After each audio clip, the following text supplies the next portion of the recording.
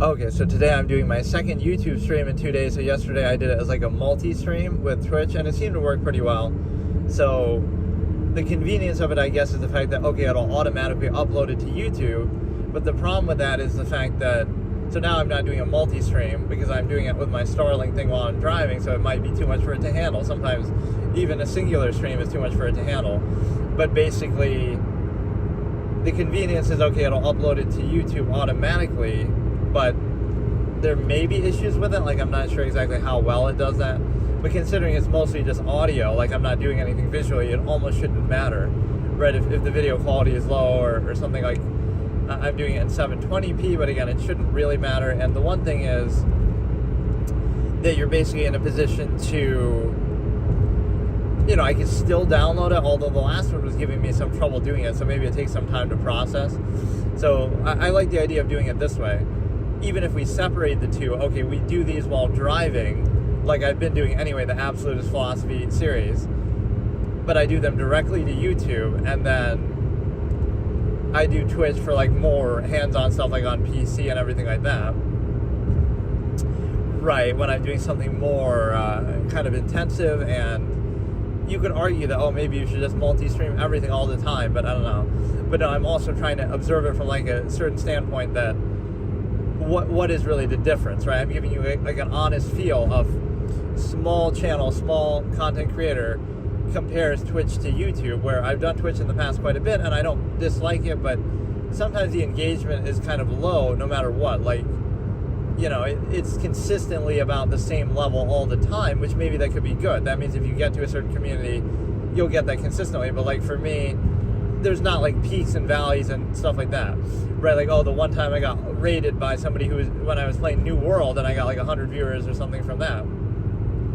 But like those moments don't really happen with the algorithm. Like, oh, I'll randomly just get a ton of views this episode for no reason. It never feels like that.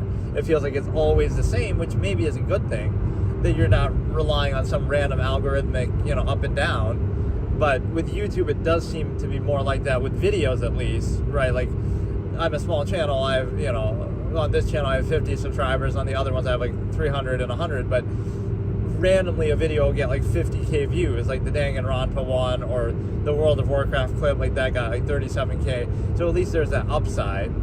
Maybe that's a bit unfair to compare videos that are up for a long period of time and forever to the like live streaming. But let's see if that applies to here as well.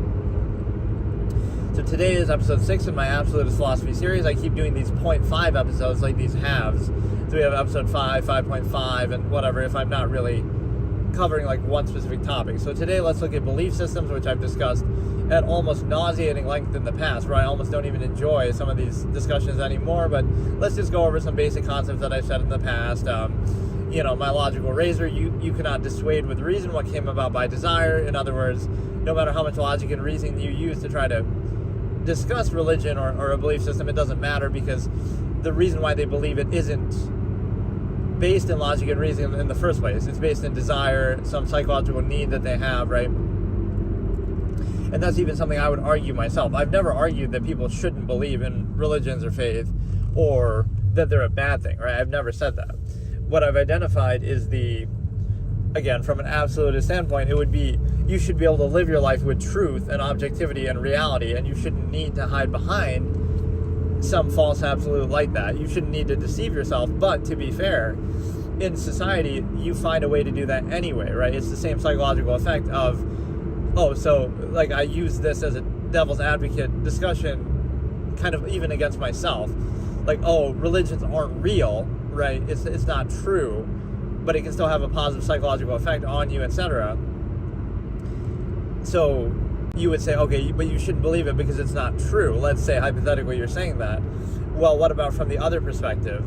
That, well, okay, so is everything that you do in your life based in reality and truth? Like, you engage in folly favoritism, which is like entertainment, escapism. Well, that's not real either, but you put your time and effort and money and interest and focus and attention on it, right? So that's kind of the good rebuttal, sort of. It's not about truth, it's about a positive psychological effect, the same way that you focus on movies and TV and games and different social things, like things that are not real. even like appearances and clothing, like things that don't really matter or have like a tangible, aside from what you acknowledge it to be and what others acknowledge it to be. But no, like, again, you focus on entertainment, escapism. You know that's not real either, but you still do it, right? Because it has a positive psychological effect or it distracts you or whatever. So that would be sort of equalizing it. But the one comeback I had to that, and again, this is almost me debating myself because I kind of interjected with that, but like, okay, you shouldn't, let's look at the premise.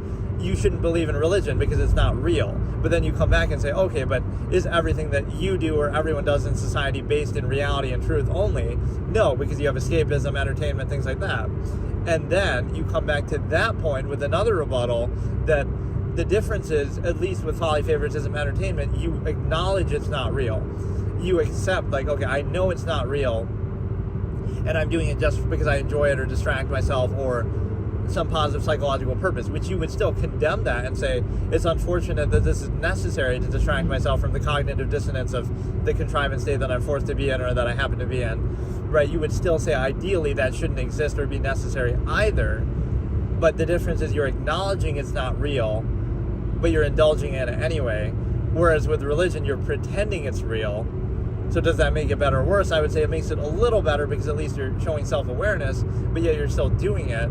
Whereas with religion, you're pretending, presumably, you're pretending it is actually real and true and absolute, even though, you know, it'd be in the same box as that. So, again, one of them, entertainment, escapism, you acknowledge is not real, and so you're doing it purely by choice and by pretense and by, you know, for the positive psychological effects, despite it not being real. So you're not pretending that it's real or absolute or sort of like dictating based on it, like, your whole life is based around it, and you do this, you know, you're telling other people what to do based on it, or you base your whole life and society around it. No, you're just doing it as a little escape and distraction, which might be necessary to reinforce that state still, but it wouldn't be an absolute, right? The way that religion is posed, that, oh, it's true, it's fact, we got to live by it, right? It wouldn't be so self-imposing. And so, but yeah, that's something I've even argued in favor of, but damn the specifics of it, like, my expression, don't specify the conflict, like in this case, don't specify religion, like getting lost on all the details of this God and this name and this tradition and this book and this, you know, this old story and myth about this guy and Abraham did this and whatever, you can't eat fish on this day, like the arbitrary nature of those things, which often comes just from, like, if you saw the origin point of it, you would realize how arbitrary it is. One time, somebody, you know, people used to get sick from eating this kind of food. That's why it's considered like antithetical to that religion to eat that kind of food, right? It would be based on some old school, like, that used to make people sick because they didn't know how to prepare it or something like that. So now we hold on to those arbitrary superstitions and traditions, even though we understand how those things work now. So I can't blame them for doing that from a position of ignorance, but to treat it like an absolute, that there's any meaning to it. No, the meaning was just, oh, people got sick from it, let's say at one time in history, that's why it was condemned, that's why it's against this religion to eat it. But now we might know better, right, of how to better prepare it or whatever alternatives we have. So it's given like false value. A good example of this is also homosexuality, where, you know, again, just looking at objective perspective, I'm not taking any position on it. I'm saying, observe, like, why was that condemned societally and through religions and stuff like that? It would have been based on some basic premise, which in earlier points in history might actually seem to make more sense than it would now, because obviously the population is so high now and we have other, you know, artificial insemination, stuff like this. It would have been based on this premise, right, that, oh, if one person in society can be, and again, I'm just presuming the premise of why this would be condemned. Right, first of all, you can say, oh, from a natural standpoint. Let's use the same thing I just did with folly favoritism. Oh, it's not natural. Somebody could, you know, present the argument, hypothetically. Like, oh, it's not natural to do that, even though there are instances in nature where that sort of does happen, but generally, okay, it's not the common or natural thing. But the problem with that is your whole life natural? Is everything you do natural? Is it natural for you to sit at a computer for 10 hours a day? Or is it natural for you to drive in a car or to eat processed food, right? So the only way you would have credibility in saying that is if you were consistently, this is how the absolutists concept would work, right? There is no claim being made, but if that's your claim, you have to be held accountable and consistent to it. So the only way you'd be credible in saying that is, yes, if your life is 100% natural and everything you do is natural, then you could maybe argue that for yourself at least, not really impose it on other people. But if that's your standard, then that's fine, because you're saying, okay, it's not natural, and so I can't actually even see my chat right now, but whatever. I assume nobody's in there like usual, but I'm giving YouTube a chance because, I've never really done this. I've tried a few times streaming on YouTube to be this orientation, let's say, because it's not natural. If that was your premise, you would have to be consistent at least with it. And the same thing could apply to the women argument, like certain things about women, like, women, females in nature, let's say, would be more, whatever, domestic, or whatever the, what did people say? Like the hunter-gatherer mentality, or the, I can't even remember. There's some expression for it. But all that stuff about like women naturally would be in certain roles, let's say, in nature, like even in animal kingdom and stuff like that. But the problem with it is, in the modern day, is that what it's based on? Like, okay, women on average physically are less imposing than men on average, right? It's obviously individual basis notwithstanding. So you could argue that from a biological standpoint, and that actually dictates history to some extent. Like, it wasn't like some arbitrary person just said, oh, we're going to all of a sudden mistreat women, right? It would have been, no, that would have naturally occurred because men were more physically imposing, and so that kind of naturally happened. It wasn't like, that's why when people say, oh, history is unfair to women, that's kind of not entirely true, because it's not unfair just for the sake of being unfair. At a certain point, it was like, especially early history, would have been like, oh, that's just naturally the outcome that would have happened if men were physically more imposing naturally on average, right? Nobody's sitting there deciding that. Now, once they establish a certain power from that advantage, now they might use that to hold people down. But the point with the modern day is, you would say, okay, women are this, and this, based in history or based in nature and biology, but it doesn't matter anymore, because not everything we're doing is based in raw physical inherent strength anymore, right? We're doing, we rely on technologies. If you're sitting at a computer 10 hours a day, it doesn't matter whether you're a man or a woman or whatever your preconception is, right? If you're using technology, relying on technology like most people do, it doesn't matter about that anymore. So to the extent that that would have mattered, you can point to it in sports or something that is purely natural, physical, I get it, but it's not true when it comes to the modern technological-based society and functionalism that we do, right? Like, what's stopping you from doing something using technology? Oh, that, it no longer matters about your physical capabilities. Those are sort of obsolete, and we rely on technology and everything like that. So, but getting back to the point of the positive psychology, I wouldn't necessarily argue against of religion or belief systems to say it can give people structure, it can give them peace of mind, it can make them happier, it can make them behave potentially in a moral way, give them some kind of baseline, again, peace of mind. So if it can encourage all those positive things psychologically and behavior wise, that's fine. But the only thing I would reject there is the specifics of it, like, oh, your tradition or your religion or your God versus mine, and this one's better than this, or this one's, that sort of endless back and forth of specifying it between one or the other. One is better or worse than the other, right? And getting caught up in the details and the technical, arbitrary little traditions and superstitions that don't serve any purpose, right? So the overall core idea of it isn't bad. And that's basically what belief systems are by design, is like, it's sort of the ignorance and uncertainty of people and their unwillingness to be puzzled. This is an absurdist philosophy concept, like imagination or some ritual to feel like, okay, false absolute that they do understand, or that they can control, or that they can explain, even if they don't, right? So it explains, or it answers that ignorance or uncertainty. And it also speaks to the ego, that we want everything to kind of revolve around us. So our morals and our standards, we want to be the absolute law of the universe, even though that's not how it works. So it's kind of the contradiction between reality and our subjective desire for everything to revolve around us. And so the important thing with that is to realize that that's what belief systems basically reflect, is that you may as well just state it very literally, like, oh, some generic unknown God, unnamed God, which we could just call even nature, would have all these standards that happen to align with what people want collectively in society, right? Like laws and morals and stuff like that. So how convenient is that? Almost like you're just using it as a pretense for that. And you're using it as a way to bypass critical thinking, because again, it would be the subjective versus the subjective problem that I've talked about before. Like, it's one subjective human's words versus another. Instead of, oh, it's something above the subjective level, like, oh, it's God and it's subjective and it's absolute, even though it would really just be that the way society works and reality works is it's the raw number of people. And of course, oh, that many people couldn't be wrong. Like, oh, it's 1 million people versus one person, so that makes 1 million right. But it actually doesn't, because they're equally arbitrarily subjective. And you can look throughout history how many times the mass of people have been misled and wrong, and, you know, World War II Germany or whatever you want to point to. So it's not that simple as giving credibility to a collective mass of people. But even if it was, you understand that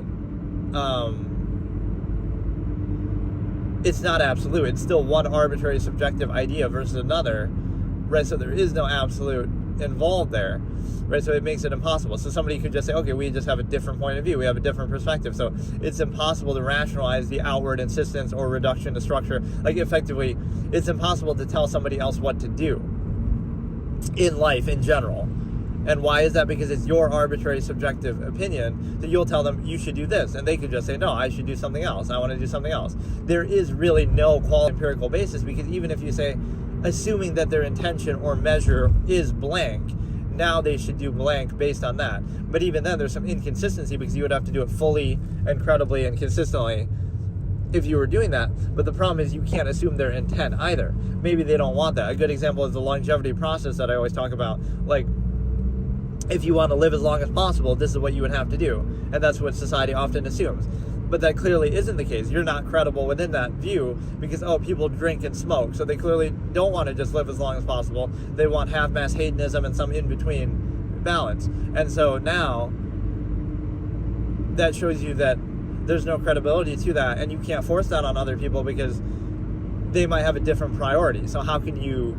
It's just subjective, so you can't say anything. Okay, they want to go be a minimalist and live out in the woods, so now all the social kind of indoctrination that you would force on them is meaningless, because, right, like, it's only necessary within your assumed state that's treated as a default. But that's what society and structure sometimes gets away with, is it creates this false absolute so well, so convincingly, or so fully, that it creates the illusion that it's absolute. Like, morality is a good example. And this argument has been had a million times that it kind of triggers me now, that people are so stupid that they don't get it. And you see even big name figures like even Charlie Kirk, rest in peace, and others say this, like, oh, morality is absolute. The problem with that is the fact that, again, morality is either objective, inherent, or absolute. And they try to dunk on people in a fallacious way, like, oh, and if you can't say that it's objective or absolute, then you're a bad person or something like that, right? The problem with it is you're not understanding what those words mean. Objective, inherent, or absolute would mean that it's above human control and discourse. So even having that conversation is an example of subjective discourse, where a mob of people might be, oh, condemning you for, oh, how can you not say it's objective? So that's subjectively a subjective social kind of shaming and stigma ritual to try to reinforce a subjective view. It's not about the number of people. That's arbitrary, because that same number of people could just as easily say the opposite thing. So if they said it wasn't, then it wouldn't be, right? So the very fact that you ask that question is itself a contradiction, and shows you don't know what those words actually mean. Because do you believe morality is objective? Well, belief by definition is subjective, and you can believe anything. So if it came down to your subjective belief, then it wouldn't be objective, right? So the very fact that you have to have that discussion, like, oh, I believe morality is objective, somebody might say. Well, that tells you it's not objective right there, the fact that you believe it, or that you even have to have this discussion. And so it allows you to realize that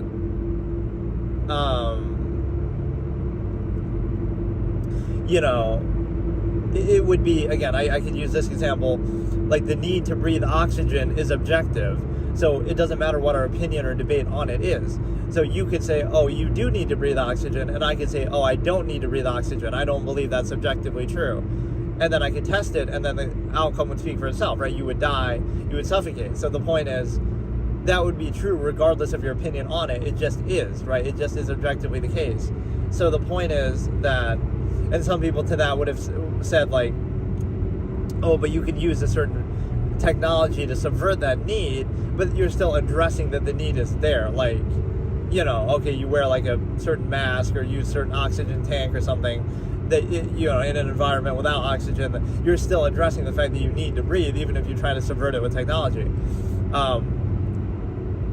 So that's the fallacy, though, of morality, is that, again, and from this absolutist standpoint, it's the long-form postulate moment where you could try to dunk on somebody and say, oh, you're just terrible because you're not agreeing subjectively that morality is objective, which is kind of a fallacy in itself. But the conclusion is you're concerned with the result and the outcome, right? So the outcome is, if you believe morality is objective, you go home at night and sleep safe, knowing that I rely on subjective police officers to uphold subjective laws made by subjective lawmakers, voted by subjective people, right? So you rely on the subjective layers. This is what I mean by like making it convincing. That makes it seem like, oh, it's absolute, just because you've lived that way your whole life and you've had those things around and you've never known anything different. But that does not make it absolute. That just makes it very well subjectively upheld, and that should really be the debate. If you're not intellectually dishonest, you would say, how should we best uphold our subjective views?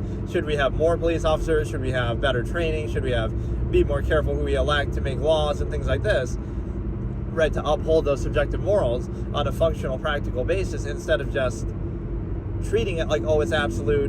But it doesn't make sense for several reasons, because, again, those things even change over time, right? History would tell you that. So throughout history, certain things have been considered moral in societies by a mass of people or by governments or by law, right? Like at one point in history, slavery was legal, and it was even illegal to free slaves. So like we would say that's morally wrong, but it was still able to happen. And so that shows you, and at that point in history, it would have been considered morally good or okay, or at least supported by law. So that shows you how arbitrary laws can be, that there is no absolute behind it, or morals can be as enforced by law. So it's not absolute. It comes down to subjective human input and control. And so it's important to stay vigilant, and that should be the real discussion. Like, how can we best enforce and uphold our subjective morality instead of just beating our chest and insisting that it is absolute and objective, which is really not even useful. Because, okay, let's say I subjectively, as a subjective human being, I can't make an objective claim. I could just make an objective observation, I guess. So it wouldn't be up to me anyway. But let's say, okay, I agree subjectively that morality is objective, even though that in itself is a contradiction. That it would come down to that, or that we would even need to have this discussion. But the problem is that if I did that, what would be the reality? So morality is objective, but we still need subjective police officers who sometimes they make mistakes. Sometimes the culprit gets away. Sometimes they arrest somebody who's innocent, right? So that would mean, again, let's have flawed, imperfect, subjective police officers enforcing subjective laws made by subjective lawmakers, voted in by subjective people, right, within a subjective, governments and courts and laws and judges and politicians and everything like that. None of those things are objective, right? They're flawed. They can change. Over time, over history, different cultures have different laws on the same topic. Throughout history, things that we would consider immoral were considered moral and enshrined in law, and vice versa. What we have today would have been considered wrong in the past, and they change over time. It's at the whim sometimes of subjective leaders. So none of these things indicate an absolute. They indicate a very rigid and important to uphold subjective framework that is the whole purpose of society in a way. And even that sort of discussion and debate where you would say that, like you're shaming somebody for not saying it's subjective, that's a form of subjective reinforcement, that you're trying to create that illusion and impression. I would just say it's not very useful, right? My expression that the best way to make something, the best way to make it so, or wait, what did I say exactly? The worst way to make something reality is to pretend it's already so, or something like that. I can't quite remember. The best way to make something happen is to realize it isn't so, or vice versa. Like the worst way to make something happen is to pretend it already is that way. So just because you want it to be true, you pretend it's absolute, and now you won't take the necessary action to uphold it, right? So you'll pretend, okay, it's absolute, it's subjective, so we can just twiddle our thumbs and sit back, and it'll take care of itself. And that would be how objectivity actually works. Like I said, with the need to breathe oxygen, it doesn't matter what your belief or position is on it.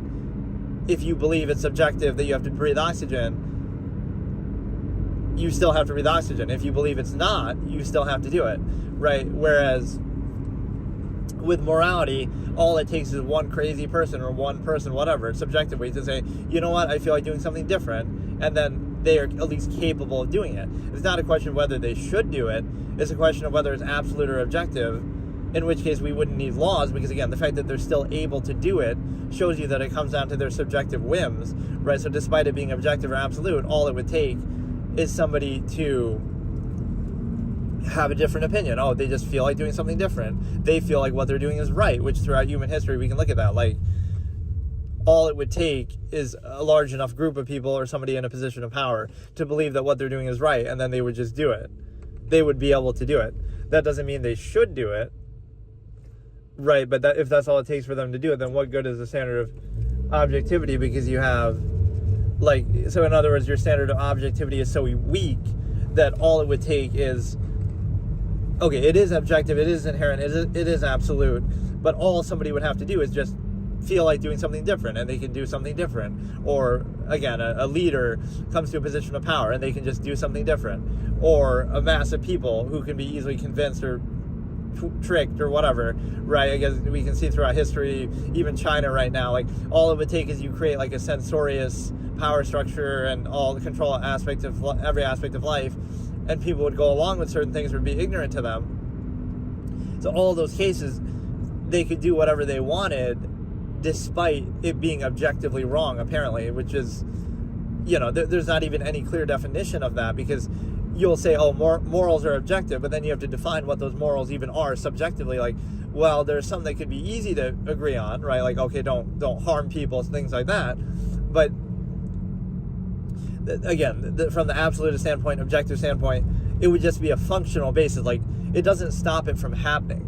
So it doesn't do any good. Like, okay, so let's say you win the argument, morals are objective, but immoral things still happen. People still do them all the time. Throughout history, people have done them. And so it relies on our subjective input of how do we subjectively stop these things from happening. So either way, again, if you believe it's subjective, you go home through police, courts, law, etc. And if you don't believe it's subjective, you say the same thing. You rely on police, courts, law, etc. So you rely on the same subjective buffer of what is supposedly objective. So on a practical basis, it doesn't even matter, right? So, okay, if you want to do some semantics fallacy and pretend like you don't know what those words mean, or you just want to use them, it doesn't do anything. It doesn't accomplish anything. You still rely on subjective human enforcement, which again has its flaws, and we should focus on that.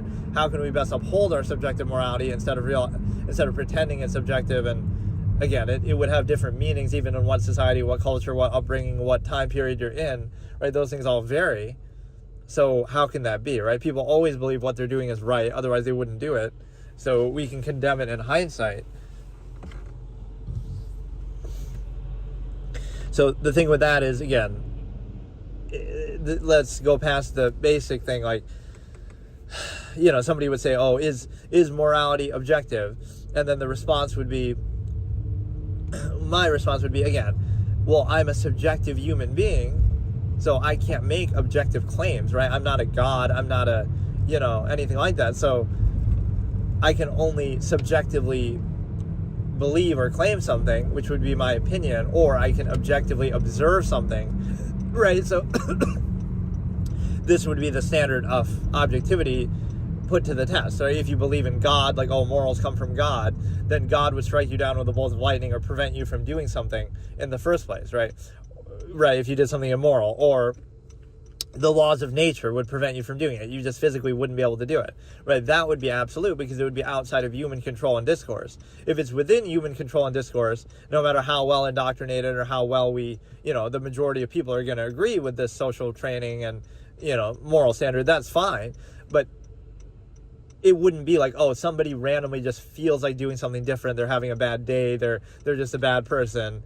Whatever it might be, you'll label them. Even those labels are subjective, but That's all it takes. So like it doesn't make sense, because you'll say, oh, is this objectively wrong? And you'll say, yes, it was. If you could travel back in time, right? I've explained this so many times, it makes me kind of annoyed even doing it, but you could travel back in time to World War II Germany, and you could tell them, oh, look, what you're doing is objectively wrong. It's objectively wrong. But they'll still keep doing it. They might add you to their list of victims, but like, it's not going to change anything. What did it rely on? It relied on a subjective human army to come in and stop them, right? So one subjective force versus another subjective force, like, and if they had won, then, you know, like other groups in history and other leaders, like, immorality is by our subjective standards that we would say now, is a lot of what made history what it is, right? Like, we're living on lands. You always hear this kind of mentality. We're living on land stolen from the natives who were massacred and built on the backs of slaves and all this kind of thing. So you would condemn that, but you still live here. And so it's kind of like, and you could say that about every area in history, or, you know, whatever. It's not specific just to that. But what I'm saying is, it clearly, morality isn't objective, because you have this, you know, the fact that those things were able to happen, or that's how things come to be, is would tell you it's not objective. But it's easy to sit here in a position of comfort and luxury, or whatever, in a position where the modern day is pretty well enforced morality through society, that now you act like, oh, it's inherent, it's absolute, it's objective. But it requires so many layers of social indoctrination when you're young, and then parenting and reinforcement and social discourse, even like what this conversation would intend to do, and even enforcement through law and police and courts and everything like this. So you understand what that means is, like, it's very well upheld, but it's still subjective. So, I don't know. It seems like a pointless discussion, right? Because if it was objective, again, God should strike you down with a bolt of lightning, or you shouldn't even be able to do it. The laws of nature should stop you from doing it. That's what the word objective would mean, because it's something outside of human social discourse. But the fact that this can even be a debate or a discussion doesn't come down to, oh, more people agree with you than with me, or something like that, assuming that it even comes down to your opinion or your agreement. It would be more so that the fact that agreement comes. So in other words, all it would take for morality to not be objective would be, oh, if I had the crowd of people cheering me on instead, then that would make me right, even though that's the definition of subjectivity, because you're just, you know, a mass number of people is not very credible, because again, throughout human history, they've done all sorts of other things that you would question, or that aren't credible, or, you know, that doesn't provide an objective or absolute basis for something. So you understand that, again, mass number of people isn't credible. The semantics argument is kind of weak. So again, one final point, just, if it was objective, you wouldn't even need to have that discussion. The very fact that you do shows that it's not objective. Again, instead of trying to dunk on somebody for just realizing that objective reality, you are trying to get some moral gratification, act like, oh, I'm better than you because, or how could you possibly say that horrible thing? But again, okay, you'll condemn something, oh, it's objectively wrong, it's objectively immoral, but then people are still able to do it. So on a practical level, we should discuss that. How do we stop it from happening? And we have to do it on the subjective level, through action, through words.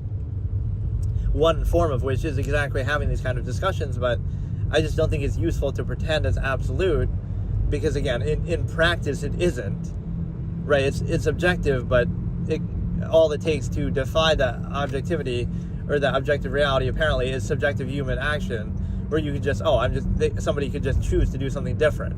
So if somebody just subjectively chooses to do something different, or think something different, right, they can do it. And so now you'll say, oh, that doesn't make them right to do it, but again, the right or wrong here is subjective, because again, it could be anything. Right? Anybody at any moment could just decide. Even a mass of people who are so convinced of something could change their mind or decide to do something different. So it's very arbitrary. Right, the way that every empire throughout history was spread was, you could say, is immoral. They're conquering people, they're conquering their lands, they're killing them, right, whatever, stealing their resources. So you would say, oh, that's immoral, but that's how every empire, every country came to be. So we might, it's kind of convenient, right? We're at such a point in history like that, where, oh, well, everything is so well enshrined in law, and we have good, comfortable technology and good court systems and police generally, especially compared to history. That everything is so well established that we can pretend it's absolute and objective, even though it's not. But you look at history and say, like, oh, we're not going to conquer any countries now, we're not going to invade, and we're not going to do all that. But we wouldn't be where we are, and countries that exist wouldn't be in the state that they're in if it wasn't for that, right? If it wasn't for those immoral things being done in the past by our own subjective standards, we wouldn't even be in a position to all self-righteous. So want to quote from my old short story, morality is the plaything of conquerors for their children to squabble over on lands, again, built on the backs of slaves on the graves of the natives. So it's easy to act moral in retrospect to hindsight. So it's a similar extension of that it's easy to say it's objective after thousands of years of human history where things that would be considered immoral by your own standard were done, especially to even get to a point where you're able to be in the position that you're in, the country you're in, the nation that you're in, right? None of that would even be in the state that it's in if it wasn't for things that you would consider immoral to be done. So clearly it's not objective, but whatever, people try to dunk on that in a stupid way. So yeah, history would be a good argument. Again, every empire is spread that way. And even the term belief by definition is a bit of a fallacy, because you'd say, like, I have this expression like that necessary invalid. So the fact that you have to believe something shows you that it's not true, because if it was true, you could just know it instead, right? You wouldn't need to believe, you could just know it to be true.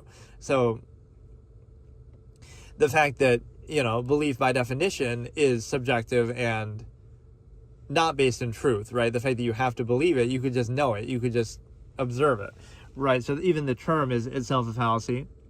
And the thing is, too, with, like, how can you say your one religion or belief system is right and all the other ones are wrong? You can kind of point to the psychological tendency throughout human history that everybody would have had, that in every area, every region, every country, every empire, right, people would have had their own religion. They would have all been convinced of that and its own particulars and details, often which are a result of the environment that they're in, right? They'll come up with idols and, worship certain animals or different things based on where they live, right? So that's where it comes to be. So you can see how it comes to be, but you still treat it as though it's absolute, and everybody has their own nice little absolute, which shows they're not absolute, right? So you'd be saying, I wouldn't need to say, like, oh, I don't believe in your particular religion. I would just need to say, how can you say every single one, every other one is wrong and yours is right?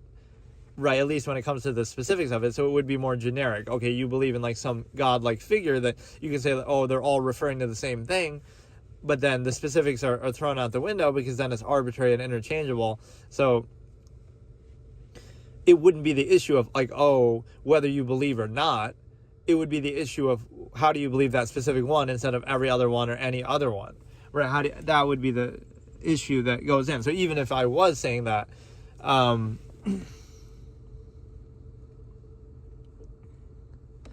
let me think. Like,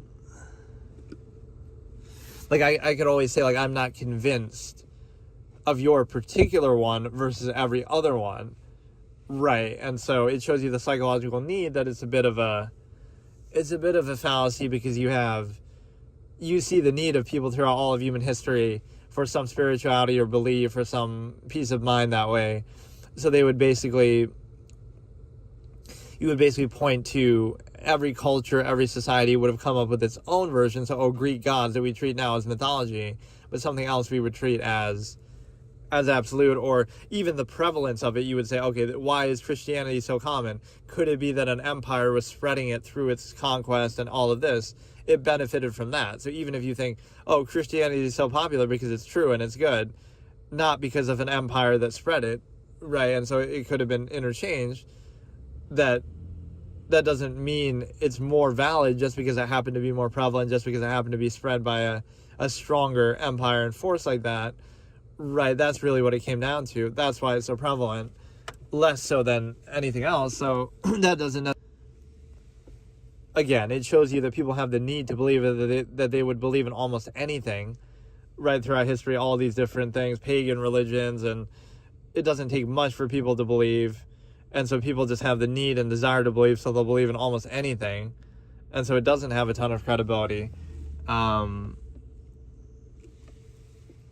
So, again, I never would say that you shouldn't believe or I'm against it, but the specifics are what you would have to argue for. Again, the burden is on the claim maker. You would have to explain why your specifics are absolute or whatever, right? Why we should believe in this exact one. Whereas, again, being objective about it, you wouldn't have to say, oh, don't believe, or it doesn't matter. You can believe if you want, but that doesn't make it true or absolute. You're the one who would have to convince others to believe or qualify it yourself, like why you believe, right? Because that's an outward practice. Whereas, again, I always hate the term atheist, so you would just say everybody is born atheist or whatever. So you would have to justify your outward practice of a specific faith with all its traditions and details and superstitions and whatever, instead of trying to say why you don't believe, right? Because then you'd have to say, okay, but you don't believe, and so you're not saying specifically, like, okay, I don't believe in this one or this one or this one. I don't believe in every single religion throughout human history. So is that really an outward practice? Like, you would be questioning, like, why aren't you a Hindu? Why aren't you a Christian? Why aren't you a Muslim? Like, you can't specify it like that and say, oh, why aren't you each of these individual things? You would have to justify it the other way and say, okay, why are you this specific faith? Why do you believe this? Right? The burden being on the claim maker.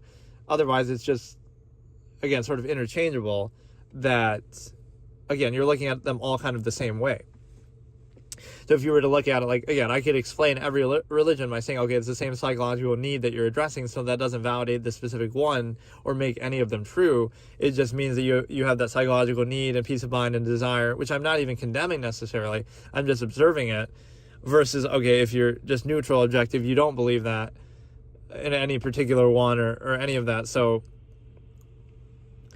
there's nothing outward about that. Like, what do you even get out of it? You don't get the promise of heaven. You don't get the, peace of mind. You don't get the false certainty. So you don't get anything out of it, right? So you wouldn't have much of a reason to do that. You don't have, it's like a cui bono effect argument. Like, who benefits? Who benefits from religion where everything is very human-centric and reinforces your own beliefs that you want to have and an ego and makes you feel that everything revolves around you and your loved ones are going to go to heaven and you're going to go to heaven and the people who wrong you go to hell, right? Isn't that awfully convenient? Versus, just the objective neutrality of nature and reality, that would be, there's nothing to gain really from that. You could argue that somehow, it's to justify, like, this is like the fallacy of permission. It's to justify, like, certain bad behavior, to say that, you would say that you would justify bad behavior, like, you're only not in this belief system because you want to justify doing something promiscuous or sexually or sinful or something like that, right? But the problem with that is those would be inherent things that people are capable of doing and that happen anyway, that people do them anyway. Or you could not be religious and still not do those things for some social functional basis, like, okay, it's not sustainable for society or whatever. Or you could be religious and still do those things, or have religions exist and not have them stop people from doing those things. So the point is that that would be one argument that's used. The only reason why somebody wouldn't believe in this is to justify some inherent human tendencies in nature to, again, do something immoral or whatever, right? That's why they're not believing because they want to justify doing something bad, but rather it would be the opposite, like,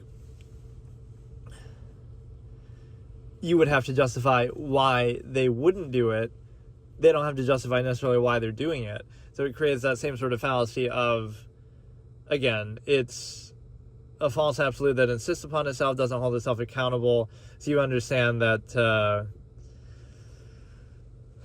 again, like, why does a human being who's born in a state where they can do all of these different things, anything that they're physically capable of, right, they can do, they don't have to justify what they're doing. You would have to justify why they can't do it or why they shouldn't do it.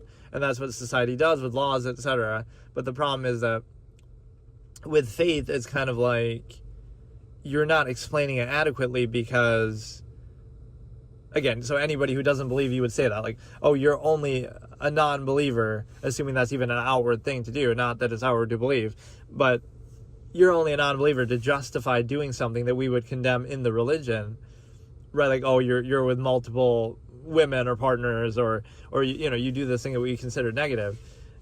So you're looking at it from the opposite perspective, right? Like, you have to justify doing something that you're capable of doing instead of having to justify why shouldn't you be able to do it, right? Why can't you do it? So again, it's a false inherent contrivance response. You take all the things that people are capable of doing, and now you have to justify doing them instead of justifying restricting them.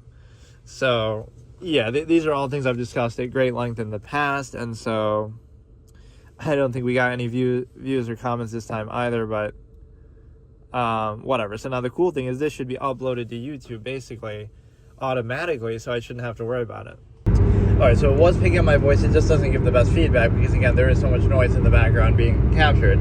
So today I'm going to do episode 6.5 of my Absolutist philosophy series, and what we're looking at today is one of my favorite logical razors from my old debate format, which is to be aware of it is not to be above it, which is a very simple one, very to the point, but basically what it means and what it counters is a lot of the hypocrisy arguments that are like, well, you're not perfect. You're not a perfect, objective, God-like being, and so therefore everything you say can be discredited by some idiosyncrasy, which is actually correct and true, but then we have to be consistent with that. It turns into a contest of contrivance, as I call it, where basically, and I also can't see my chat here, which I'm not sure why, because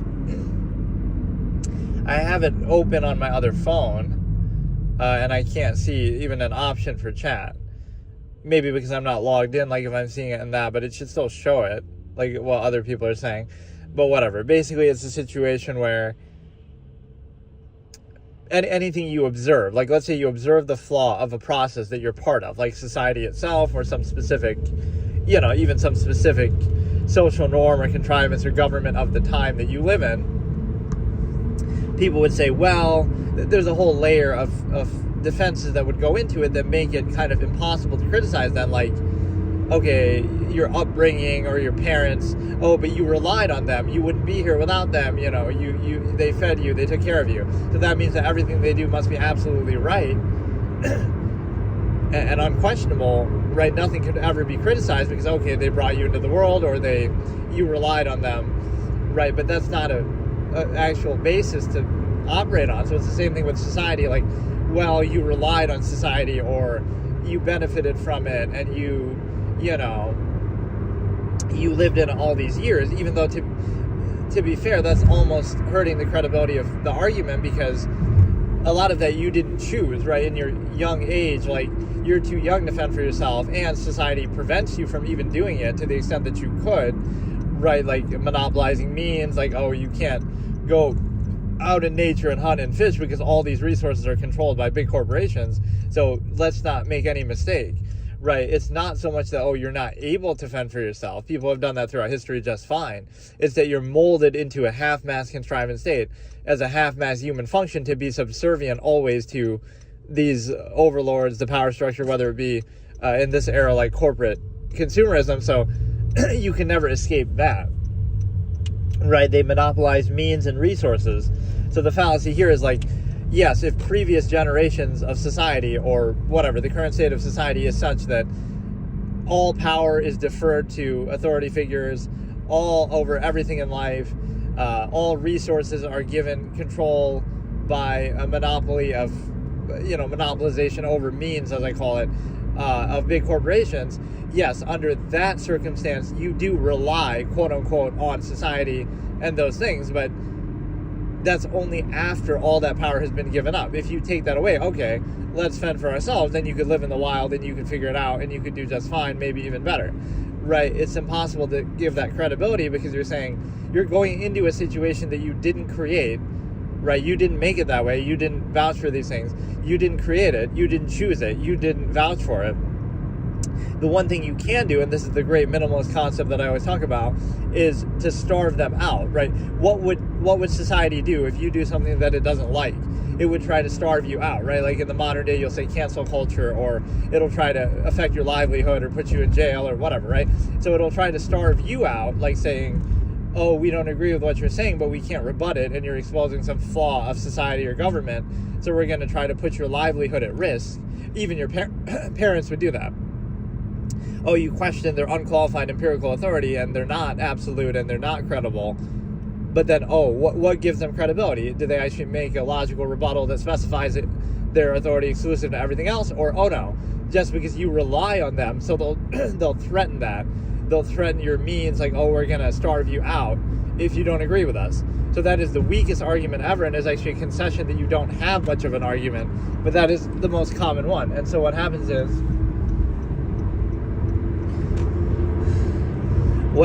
society does the same thing. So the minimalist could turn that on its head and say, you know what, we're going to starve society out by saying, okay, we're not going to buy from big corporations. We're going to minimize that as much as possible. We need like a one generation reset of like, don't be as minimalist as possible. Shut down all these big corporations that exist and have empirical authority that you didn't necessarily choose, because to some extent you still are responsible, even though you didn't choose it or create it in the first place, and defer all that power that previous generations being so weak and mindless as to do. You do actively naturally have, but normally the answer is not to. There is no answer to that. It's more just that you don't ask the question, or you sort of, you just are distracted and things like that. So the problem is that you get into a position again where that's the weakest argument to sort of starve others out. But again, you can be an objective observer, as I always say. The human mind is capable of objectivity, right? So the mind is objective and infinite. You can think about anything at any time. It's not limited to your immediate environment, to your senses. So your mind is capable of being objective, despite how much that is feared or condemned. In reality, it's just a reflection of the flaws around you, or the reality around you. So don't blame thinking, blame what is thought about, right? If everything was perfect, then you wouldn't be able to have a flaw with that. So that's like blaming your eyes for what they see. Like, it's your fault for looking, not the fault of what you're seeing, right? You're blaming that. You're shooting the messenger, the observer. But what happens is, again, you're in a position to basically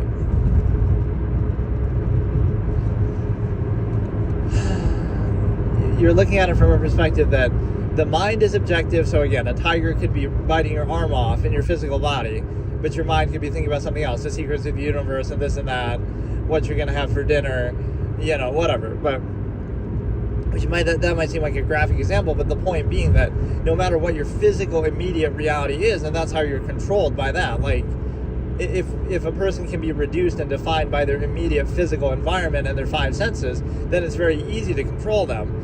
Whereas their infinite objective mind cannot be controlled, because you can be aware of you can be aware of history, of the future. You can be aware of things like, human tendency and process, like what I always call the larger process.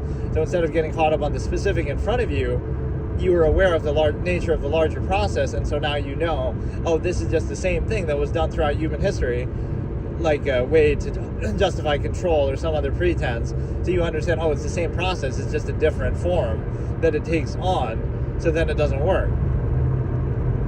So contrivance is self-invalidating that way, because it would require within it, it's absolute enough to outwardly insist and tell other people what to do, right? And base that and force that of others. So it has enough credibility and is absolute enough to outwardly insist upon others and tell them what to do.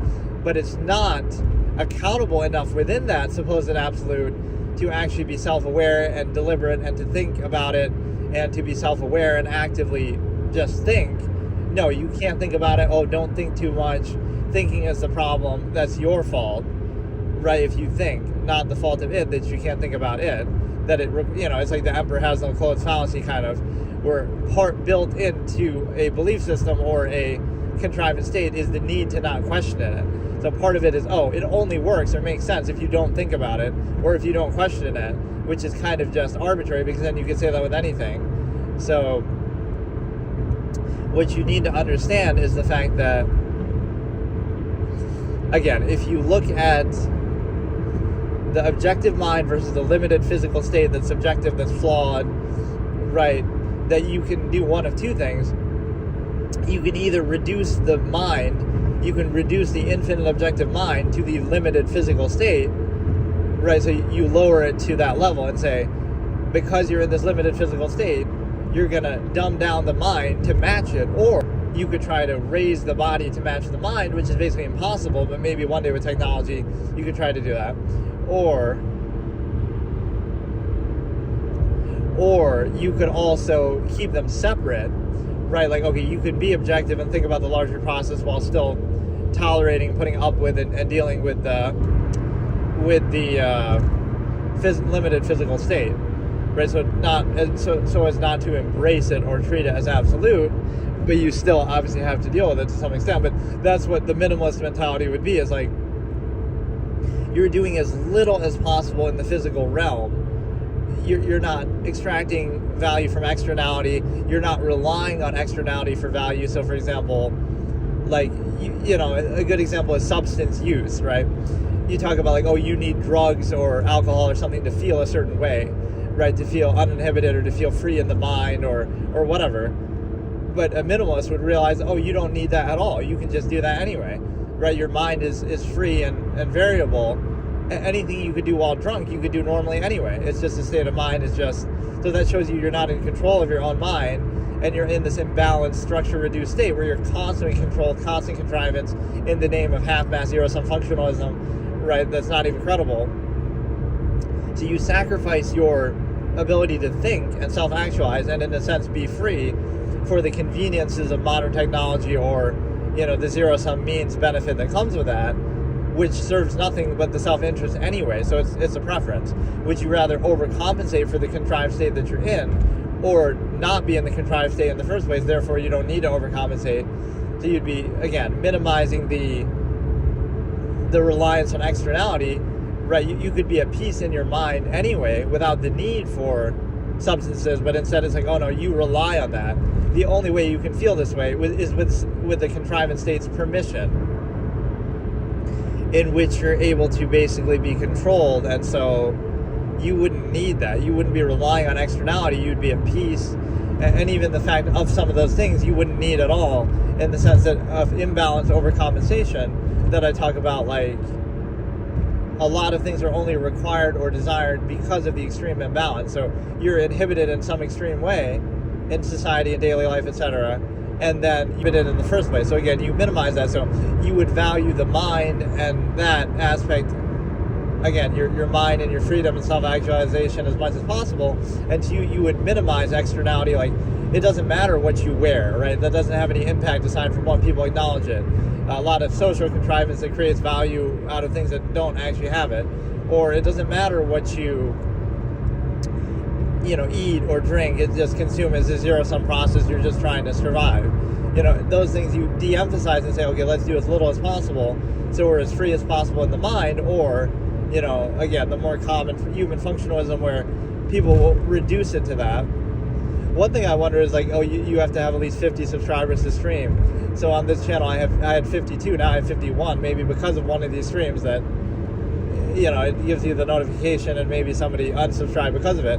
But now, if I fall below 50, will it take away my ability to stream? Like, because most of my subscribers on here have come from random things, like to do with chess videos or something, just like random, or like a foot fetish video when I had that psychology expert explains the simple reasons behind a foot fetish.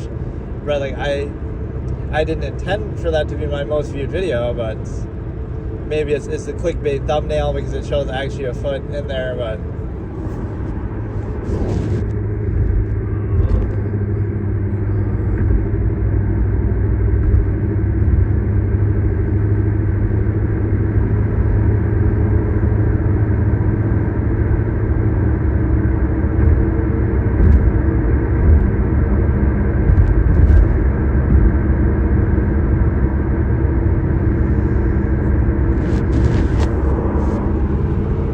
that's one thing I can't see as a chat. But basically my point is that you're able to basically recognize the fact that, again, to be aware of it is not to be above it. So despite all those considerations, you would realize, okay, you can make an objective observation based on a standard and hold unqualified empirical authority accountable. You can't realize that everything is arbitrary, everything is subjective, the established powers. Just because something is preconceived and established doesn't make it absolute. Right, I always point to this logical razor of mine that I said, the fallacy that people think things are the way they are because that's the way they should be, or that, because they've been established for a long time, so you don't think about them, but they are nothing but arbitrary, so you can hold them accountable to a standard, right, rather than treat them as absolute. So, this is the initial mindedness effect of somebody would, if something's already established, you won't question it. But if that same thing wasn't established, that same exact thing, whatever it is, tradition or whatever, if it was introduced to you as a new idea, you should do this thing, then you would question it and critically think about it, and you may do it, you may not do it, but it wouldn't be so uniformly accepted. So the way that something is uniformly accepted is actually not based on what it actually is in terms of substance or standard, but in terms of, it's established already, it's preconceived, so we just mindlessly do it and don't question it. So that's arbitrary because that could be anything. You're not holding it actually accountable. And so now you understand that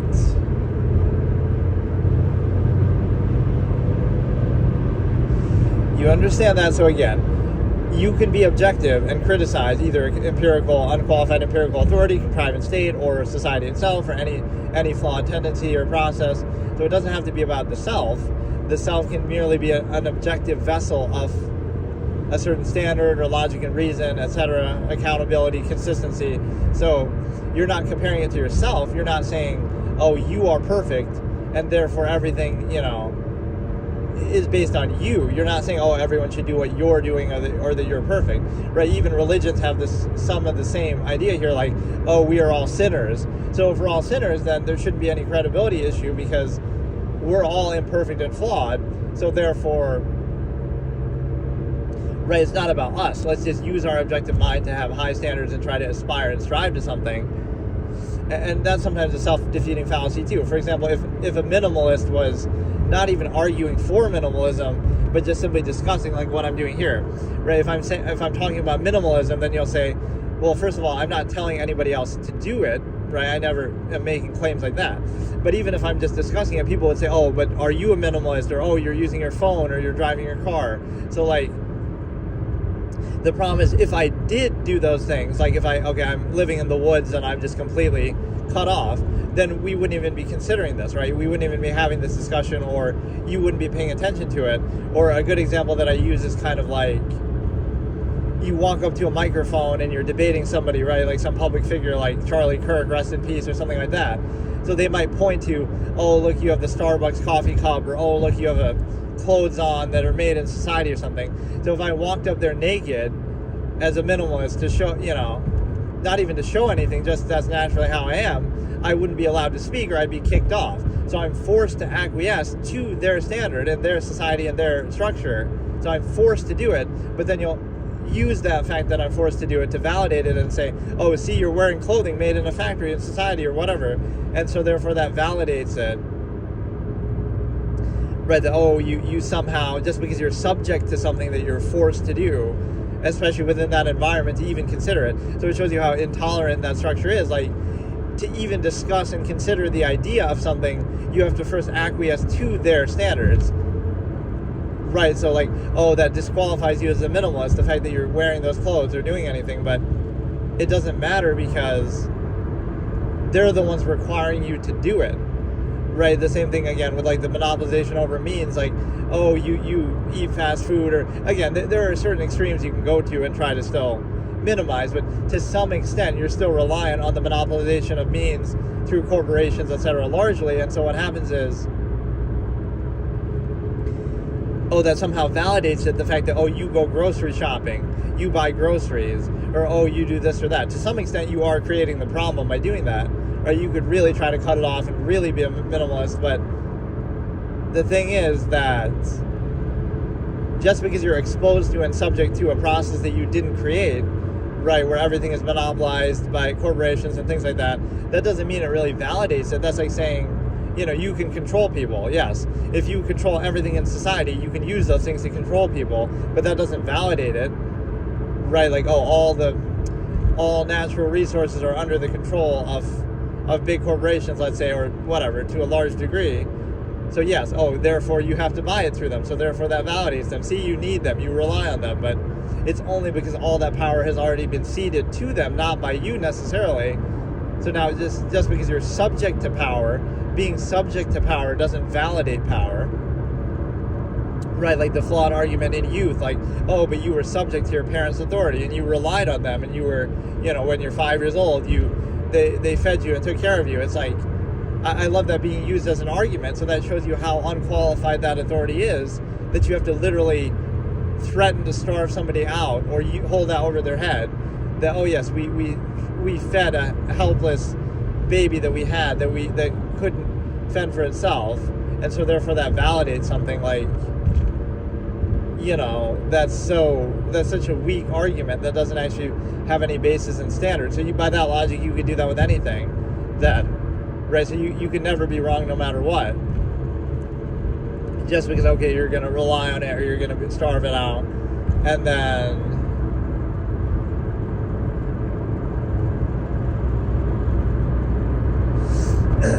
so again, you can make objective observation and have standards, right? It's not about you.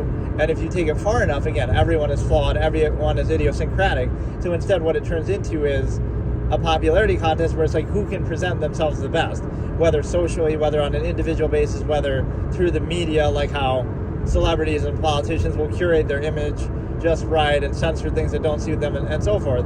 So how your image is curated and how you present yourself, it becomes a contest of who can do that best. Whereas, again, from this objective standpoint, you realize everyone is flawed, everyone is imperfect, everyone is idiosyncratic. So therefore, let's focus on the ideas, not the individual. And so, right, focus on the claim, the observation, not the claim maker. Don't shoot the messenger. And it allows you to realize that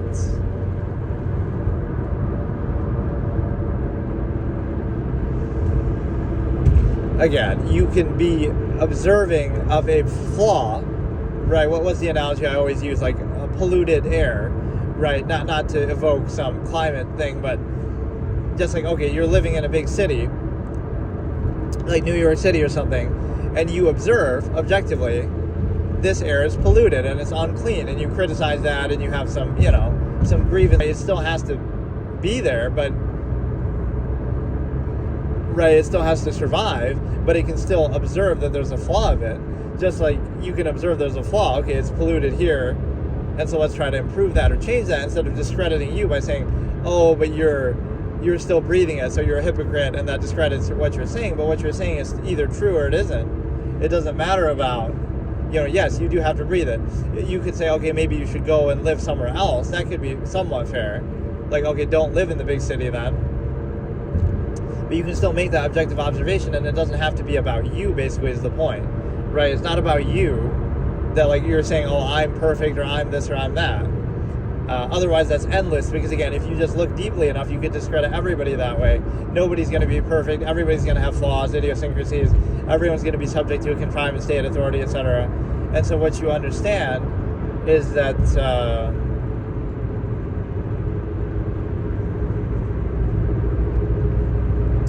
again, that's the fallacy of you're in a city and you observe, the air is polluted here, it's dirty here, and then people can point out, well, you're still breathing it then, you're still breathing the air, so therefore you're a hypocrite. That discredits your opinion. Or let me present like an opposite interpretation idea with this too, like the credibility of the individual, like somebody who used to be an alcoholic, let's say, and now they stop drinking, and they're telling people, don't drink. So you can say, they don't have any credibility, though. They used to be an alcoholic. Does that give them less or more credibility? Maybe it gives them more, because they know firsthand how bad it is from experience. Or, so like you can say, they used to be an alcoholic, therefore that discredits their opinion, or it gives them special credibility, firsthand knowledge. Or, let's say they're even still an alcoholic, they would know better than anyone, right, the flaws of it or the problems with it. So just because they're still in that position doesn't mean you can't take their advice and say, I'm gonna, they're telling you not to drink so you don't end up like them, right? So instead of discrediting them, why not take some positive lesson out of it? Or even like, let's say you've never done it. You've never drank, you've never smoked, and then you're telling people not to do it, then you could discredit them that way too. So you see how you could discredit every angle. You did drink, therefore that discredits you, because you're telling other people not to drink, but you've done it. Or you still do it, so that discredits you. Or you've never done it, so that discredits you too, because you need first-hand experience. You don't know what you're talking about otherwise. So no matter what angle you go at, you could always find some way to discredit it. So the problem is that there's no actual standard behind it, and so you realize that you could have this endless popularity contest where it's about, so pretend, okay, you are an objective, perfect being, you're a godlike being who is just perfect in every way. Now, would people listen to those same ideas, to those same observations, or what would it take, right? Otherwise, this endless popularity contest, this endless arbitrary subjective thing, you recognize, okay, people are all imperfect, we're all flawed, we're all idiosyncratic, we can try to define value by, money, okay, so then you should listen to Elon Musk because he's wealthy, or, even then, people don't uniformly respect one form of validation there, whether it could be based on money. I have that one fictional character that I always use as an example. This guy cured cancer, and he terraformed Mars, and he made renewable energy, and he did all these different things, right, single-handedly. So therefore, he should have some special credibility. Then everything he says is right, and you can't question him, except that's not true still, right? But use that. He's the world's first trillionaire. So use that example to say, even if you were that person, your opinion still wouldn't be absolute, or your observations wouldn't be, unquestionable. So it shouldn't be based on that, right? It should be based on the idea itself. Instead, we focus on the appearance, the performative aspects, the person doing it, person saying it, right? So we get caught in this trap of the ego, where it's all about appeasing some superficial basis or something like that. And so, focus on the idea, not the individual. Focus on the principle, not the person, right? All these different expressions, I would say. And so it allows you to be free of that. Otherwise, you get trapped in an endless cycle of, this person was more convincing because they perfectly curated their image and they appeased to certain performative aspects and appearances. So therefore, we give them special credibility.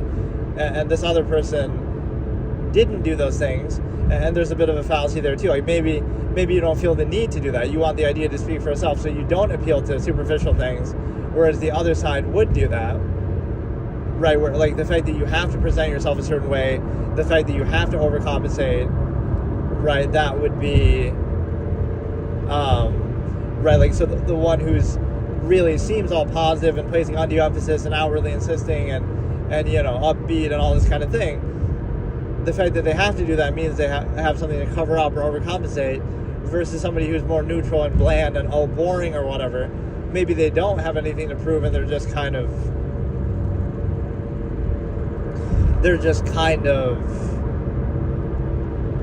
letting it speak for itself. They don't want it to be about them, they want it to be about the idea. And so that allows you to recognize the flaws of it.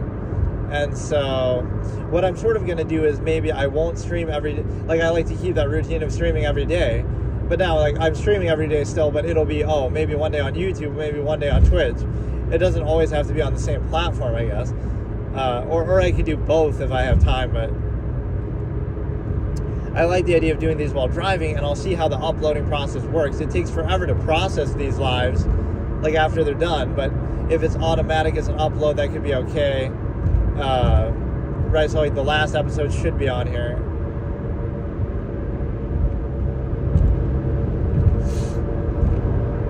Right, the episode 6. So again, don't focus on the credibility of the individual. Then it becomes this endless kind of popularity contest trying to achieve certain arbitrary things. Again, the human mind is capable of objectivity, so you can have an objective standard. Does that make sense or not? We attach too much credibility to the person.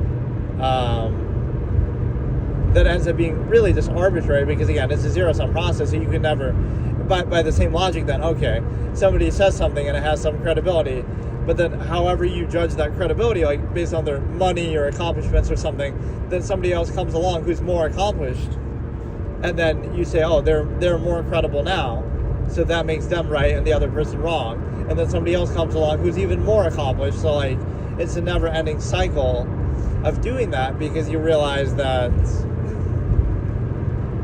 you know, you'll always find somebody who has more money or more accomplished. So is that really a good way to assess things? Assuming that those things are even like an absolute form of value, right? Like, again, going back to the minimalist, it's like, oh, you'll use the means validation, like, oh, who has more money or something like that.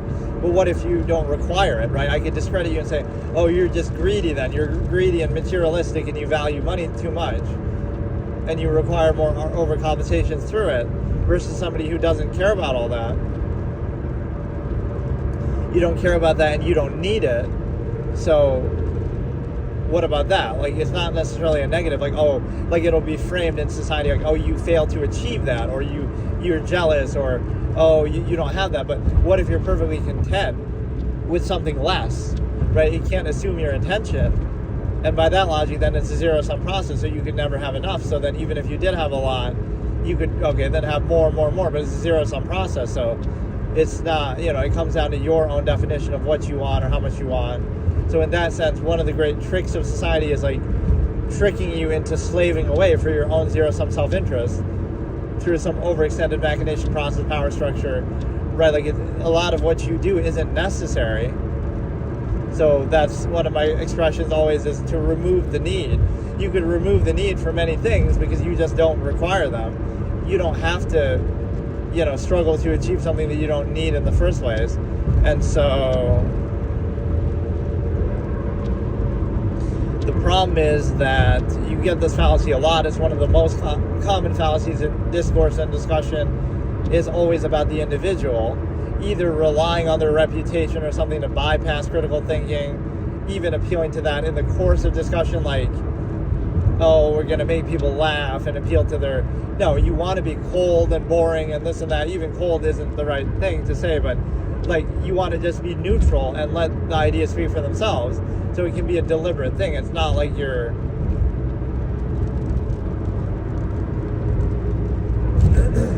it's not like you're...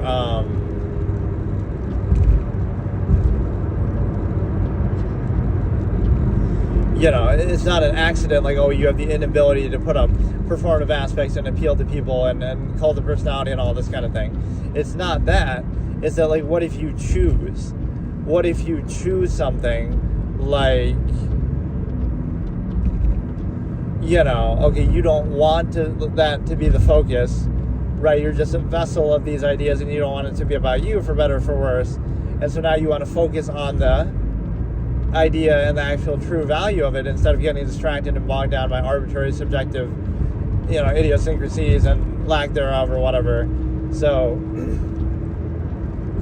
that's the whole irony. People who might be more accomplished might reject that more. Like, I'm not going to rely on, oh, look at me, I'm this or that accomplished, because, you know, you might be an elitist, like, oh, but that's nothing compared to what you could be. Or, again, it's an endless zero-sum process, so you don't want it to be about that. Let's just let it be up to a standard. But there's some sort of fallacy there too, like, oh, the only reason why you say that is because you like, oh, because you're not accomplished. But again, the minimalist idea too, like, maybe you don't care about that, maybe you don't require that. And so it's sort of self-fulfilling there a little bit, like that society would define value in the same way that it, you know, kind of controls it. So like, oh, you're only credible if you make money, or a certain amount of money, even if your whole life philosophy that's even being discussed here is that you're a minimalist and you're not trying to do that, right? Not even that you're against it, but just you don't require that, you don't need that, you don't you know, rely on that. And so yeah, hopefully these work pretty well. The only thing I can't tell here is my chat. I don't know why I can't see that. Presumably nobody's in there anyway, but it is interesting to do this on YouTube for a change. And again, it's basically the same thing, but just maybe a little more convenient, because if it stays uploaded forever, then, you know, not that it's that big of a deal. I could just download it and edit it like I do anyway, and I could still do that, like combine them together, but yeah, I don't mind doing it like this. It seems like I like it as a good purpose, like while driving, because it's like, oh, you're not doing anything anyway while driving. But yeah, it's a situation where, again, to be aware of it is not to be above it, and don't fall in those fallacies, because they don't address actually what's being said, right? They don't actually address the point. But a lot of things in society are that way, that we look at them through the lens of some cult of personality or preconceived notion or ego, that everything comes down to the self, right? It's all about you, it's all about the self, it's all about the person. So again, then if the person was different and their performative aspects or accomplishments or something, that would make them right. Another logical razor I would use here is like, your reputation or accomplishments are why we listen, but that doesn't mean we have to agree. So it's kind of like you're up on stage and it's some random person and some celebrity or famous person on the other side debating each other, and it's like, this is like a scene from a short story of mine actually, but that I always turned into a logical razor, is I said, so that ordinary person comes back at them when they keep insisting upon their credibility and their accomplishments compared to theirs, like, oh, I'm so much more accomplished than you. They say, like, your accomplishments are why we give you the microphone. It's why you're up here on stage. And this guy, like, won a contest or something, I can't remember exactly, to get up there himself, because he's more of an ordinary person. It was like, your accomplishments are why you get the microphone, right? It's why we listen to you. But then, it does not obligate us to agree, right? It doesn't make what you say right. It just simply, yeah, we give you that credibility such that we listen, right? We let you go up on stage, we give you the microphone, we give you the attention, right? We give you that benefit, but then that doesn't mean that anything that you're saying is right or we agree. So once you're up there, once you have that attention, right, and that platform, now don't just use that to insist upon yourself and say, oh, look at my accomplishments, I'm more accomplished than you, so therefore that makes me right and you wrong. That's kind of stupid, because, right, you're up there in the first place because of that, right? We give you that credibility, fine, but now what you actually say has to make sense or be accountable, right? So again, that random person could make a perfectly good point, and that famous person could be completely stupid, so, or completely wrong on a certain issue. So, right, so that's a good exchange. Like, your stature, your accomplishments, your achievements are why we give you the microphone. It's why we listen. It's why you're up here on stage. But it does not obligate us to agree. It doesn't make you right. It doesn't make an argument to simply say, oh, look how accomplished you are. Right, you have to actually make sense and make the argument for yourself. Right, so again, we give you the platform and we listen because of your supposed credibility and your expertise, your accomplishments. But then once you're there, right, it's fair game that, like, okay, now you can be questioned and held accountable. It doesn't make everything you say right. So you can't use your stature as an argument, right? Like, oh, we're having a discussion, I say, oh, but I have this many years of experience, so that's it. Or like, oh, how many years of experience do you have comparatively? Like, it doesn't matter, because, right, that's not an argument. So again, separate those two. Try not to make, don't make the argument itself about that, because that's arbitrary stature.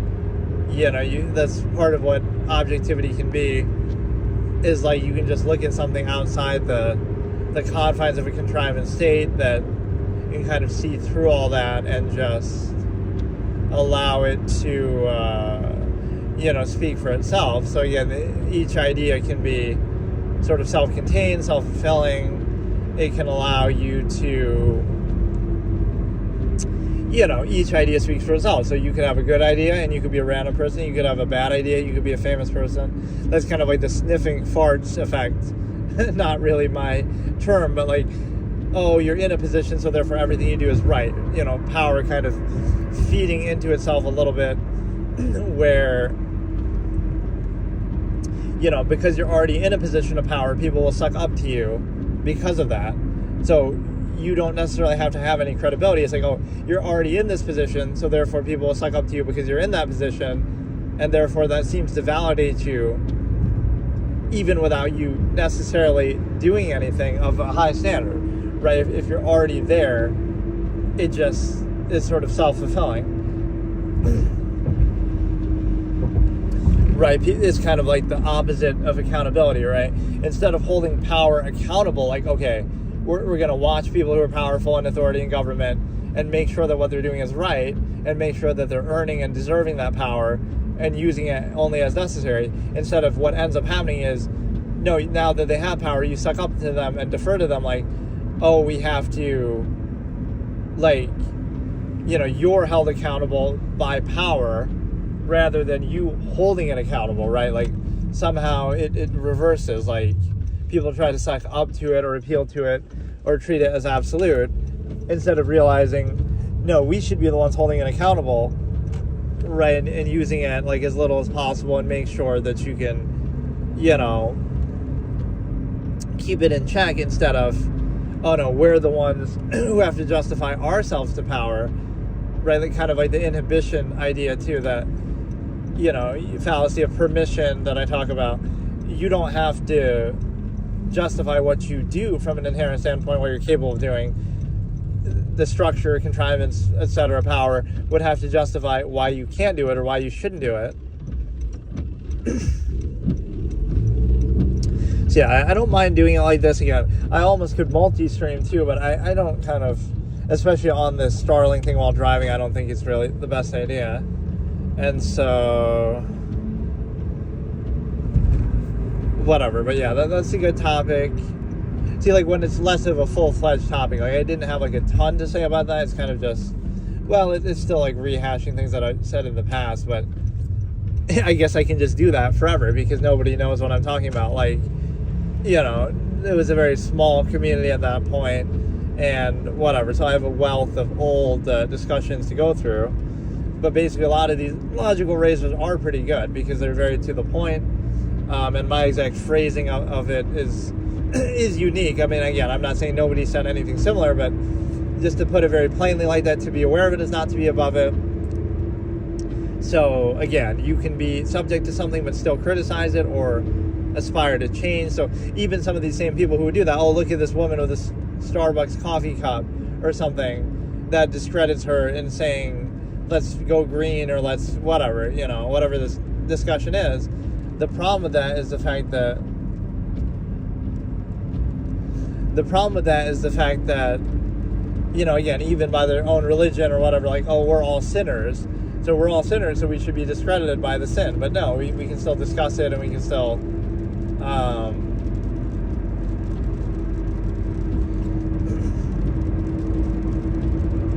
you know, you can still, because then, yeah, why should we listen to anybody then? It's all arbitrary. See, it'll be used to hold people down and say, oh, we're all whatever, therefore they need to be restrained by government and power and structure. Okay, fine. But those same people who are sinful and flawed and need to be restrained are then empowered to that same end of restricting people. So now, oh, they're the anointed, they're the chosen one, or they're special, or they're somehow better, right? You're not understanding the nature of the process. Those same flawed, imperfect people that need to be restrained are going to be empowered to the end of restraining others. So that creates a problem to an extreme degree that, like, not only are those people not being restrained, but they're even being empowered in the name of that. So that same nature would apply to them, right? Which is why you get so many issues within that, but somehow, like, think about it, an example where you would not empower people to achieve some balance or some kind of controlled state. So how could you do that? How could you not empower people, but you still, you know, operate more on standards, but it's impossible kind of to avoid that? Or, you know, again, the minimalist way would be much more like self-governance, and it's a lot harder to, but that would, yeah, so that was a decent episode. Again, I do these half episodes. I can't tell if it's really ever crashing on here, but it seems to buffer a little bit on my video as I'm watching it on my other phone. But I don't know if that's, because it would sometimes crash on Twitch, so it's not like I'd be surprised if it crashes. but then you would think it would open like a different VOD or a different video. Like when I go to the live, there'll be multiple videos, which would be kind of annoying, but especially when these are somewhat short. Like these are only about an hour long, so. And of course, it has to start raining right when I'm about to get to where I'm going, or even that that messed up the sound of this a little bit. That not only do you hear the car sounds, but you get the rain and all this other stuff. So the mic on here isn't too bad, but maybe I sometimes have it too close or I talk too loud into it. I try to talk louder, maybe to overcompensate for all the sound in the car and stuff, but it doesn't mean that it's actually right. That might mess it up. And I always see, like, even these NBA reporters and stuff use like sports reporters and stuff using a phone to record in their interviews, so they must be considered pretty good quality, right? The mics on these things. Like, the camera's pretty good. I've used it for a couple things, but it kind of has this weird lighting effect. Sometimes it's too bright, really, like high dynamic range issue. So it allows you to whatever, so yeah, let me think. Last word on this fallacy of hypocrisy and credibility is that you could have that endlessly, so it doesn't accomplish anything. So it's sort of a tempting thing to go for, but this would be like the elitist standard or the minimalist standard that like everybody is flawed, everybody is idiosyncratic, so don't try to turn it into a contest of who can present themselves the best. Or and the rebuttal would be, oh, you're just saying that because you're not accomplished yourself. But what if I was? I'm that character that I was just talking about who's cured cancer and this and that. So then, but I still reject the ego. So it's like, let's focus on actually the idea or something like that. And then, so the problem is that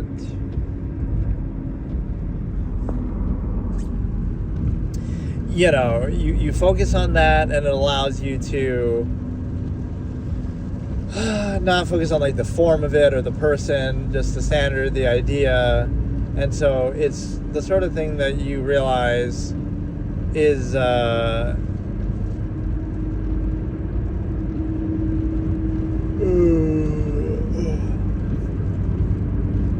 it's the sort of thing that you realize you want like a sound process instead of just endlessly insisting upon that or competing again to that. This is why appearances are important in society. It's like you're always trying to appease something at the superficial level, at the initial basic level, but then you don't realize that it's a never-ending battle, right? You can never, then you get to a perfect state where you have the perfect appearance or perfect performative aspects or whatever, so then you're always right about everything, but that's not how it works.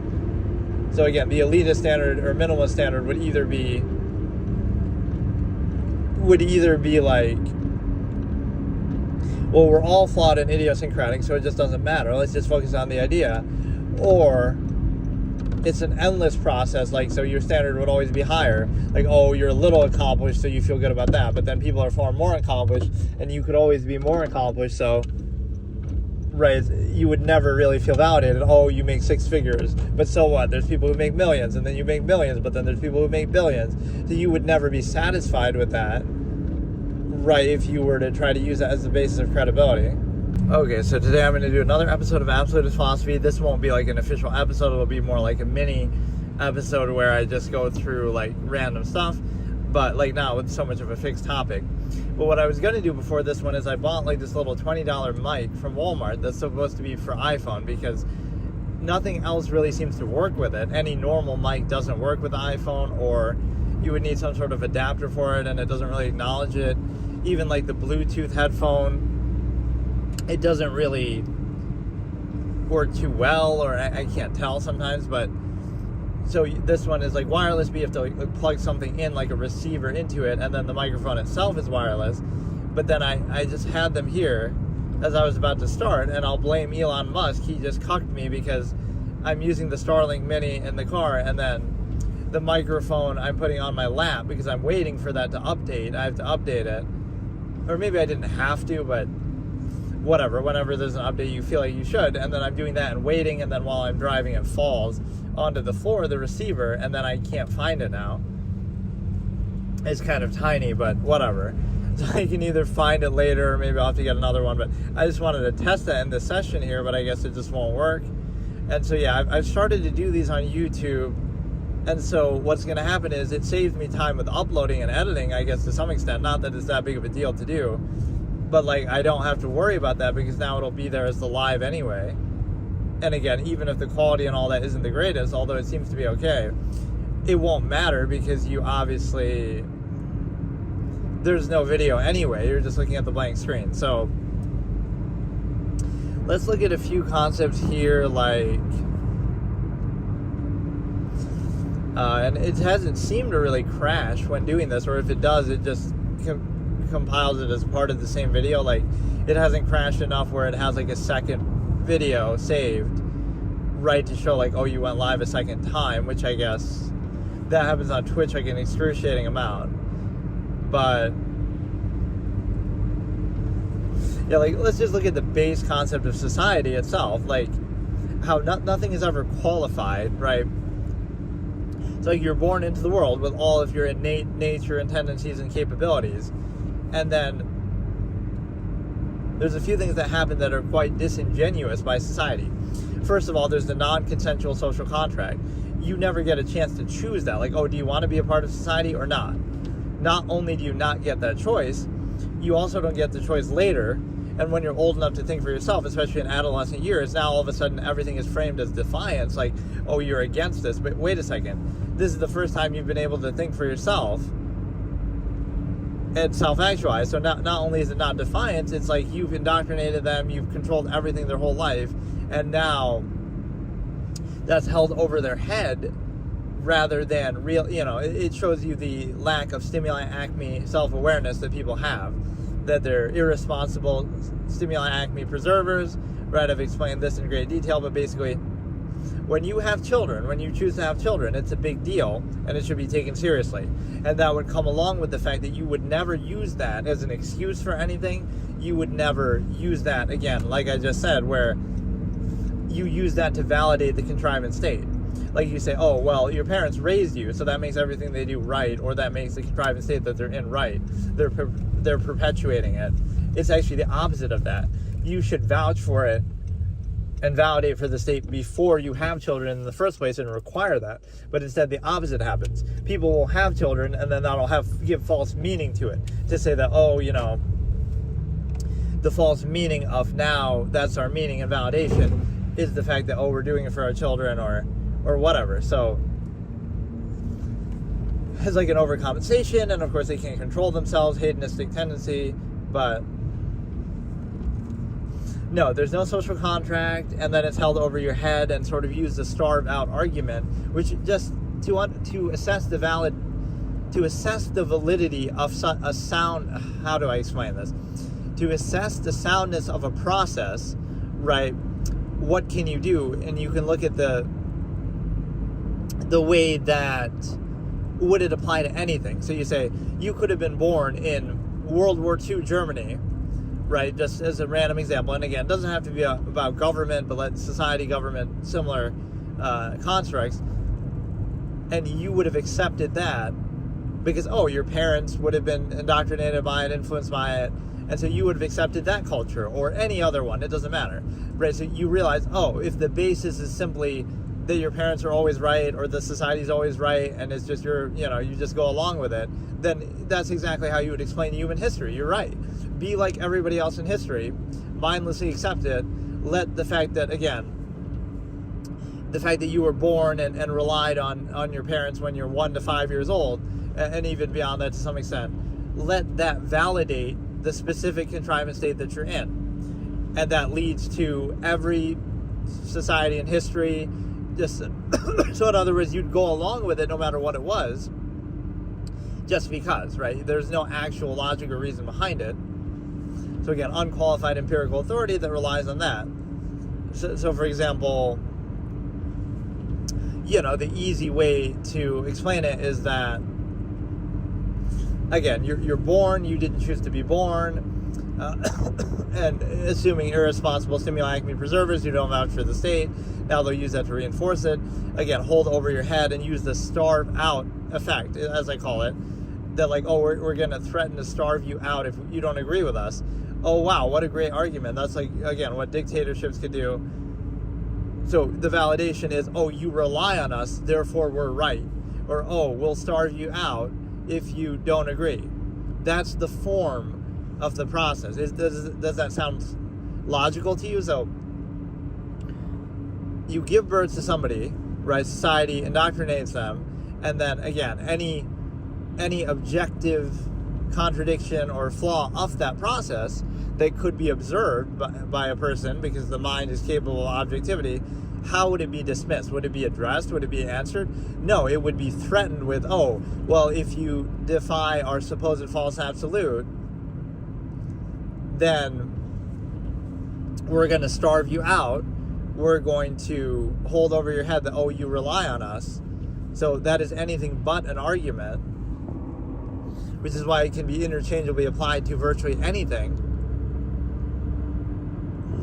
And then, what else do you have? Like the framing of, basically convenience, like, oh, why does convenience and exposure, why does society exist in the current state that it's in? And it's mainly technology that defines it, not so much people or their preferences. In fact, it's the opposite, right? Your preferences are defined by technology. Like, what are the chances in the age of technology, like modern, that, oh, your hobbies happen to include the modern technology, video games, TV, whatever, that exists now. What if you're hundreds of years ago? It wouldn't include that. Why? Because, oh, it didn't exist. So, like, people like to take credit or think that they have their own choices and will, but you're kind of choosing between the predominant things of that era at that time that define your life.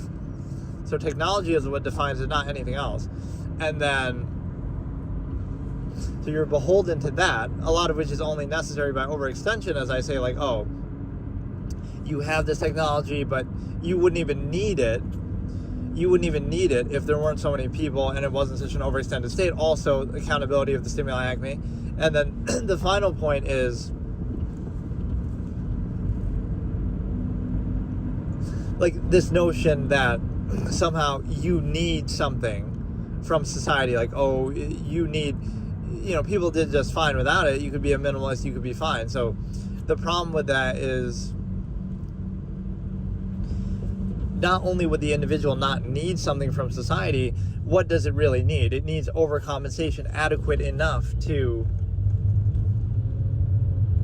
You would need overcompensation adequate enough to remove the need for... Like, what is the fear? The individual doesn't care, right? Let's say they're indifferent, they're neutral, they could be a minimalist, right? They don't need society at all. It might be good for conveniences or something, or again, it could be made so inconvenient to live outside of it that it would be virtually impossible, but that doesn't validate anything about it. Right, like, oh, it's inconvenient to live in the woods and pick berries and do all that. Why? Because, oh, corporations own that land and this and that. So you could try to subvert that process, but think about it from the other side. Does that validate being a part of society, or does it show, oh, they just, make it inconvenient enough to do that, or to not be a part of it? So you're practically being forced to do it. And then,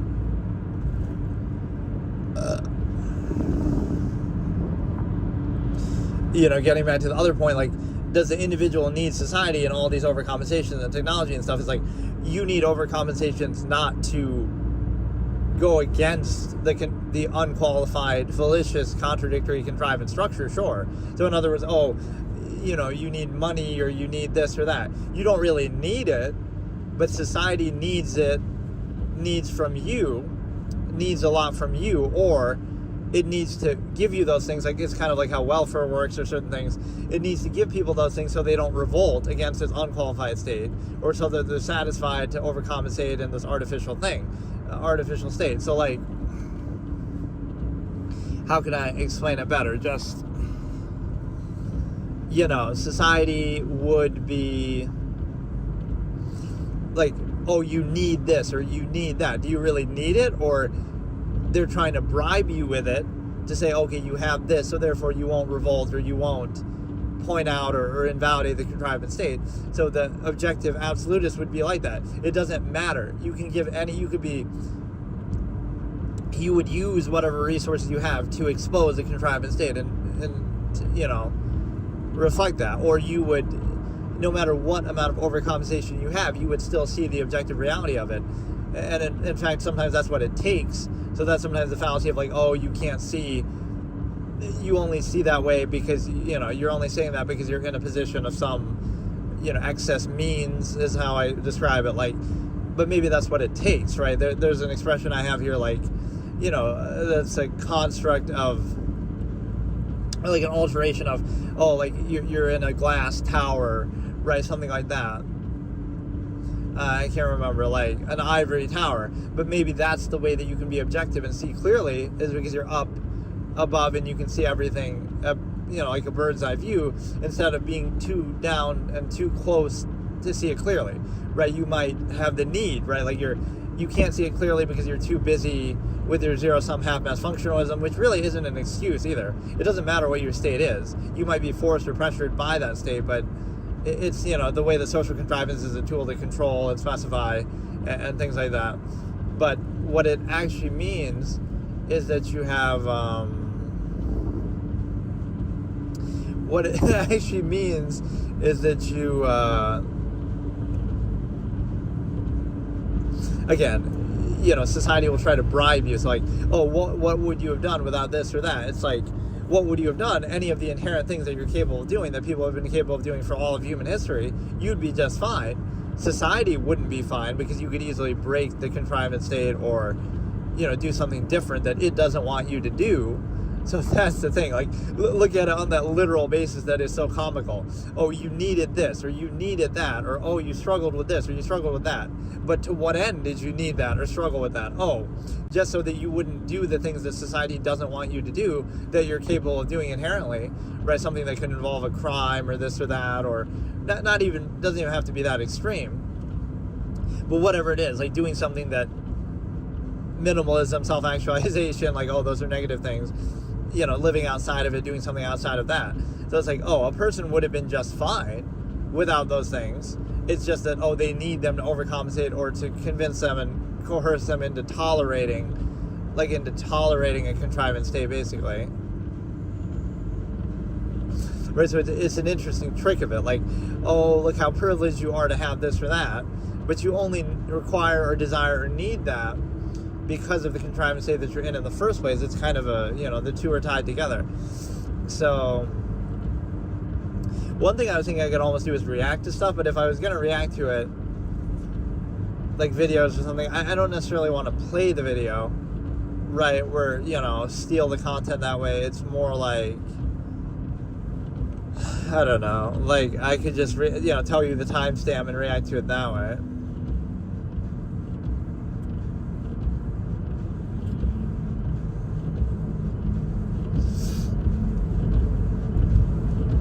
And so what happens is that,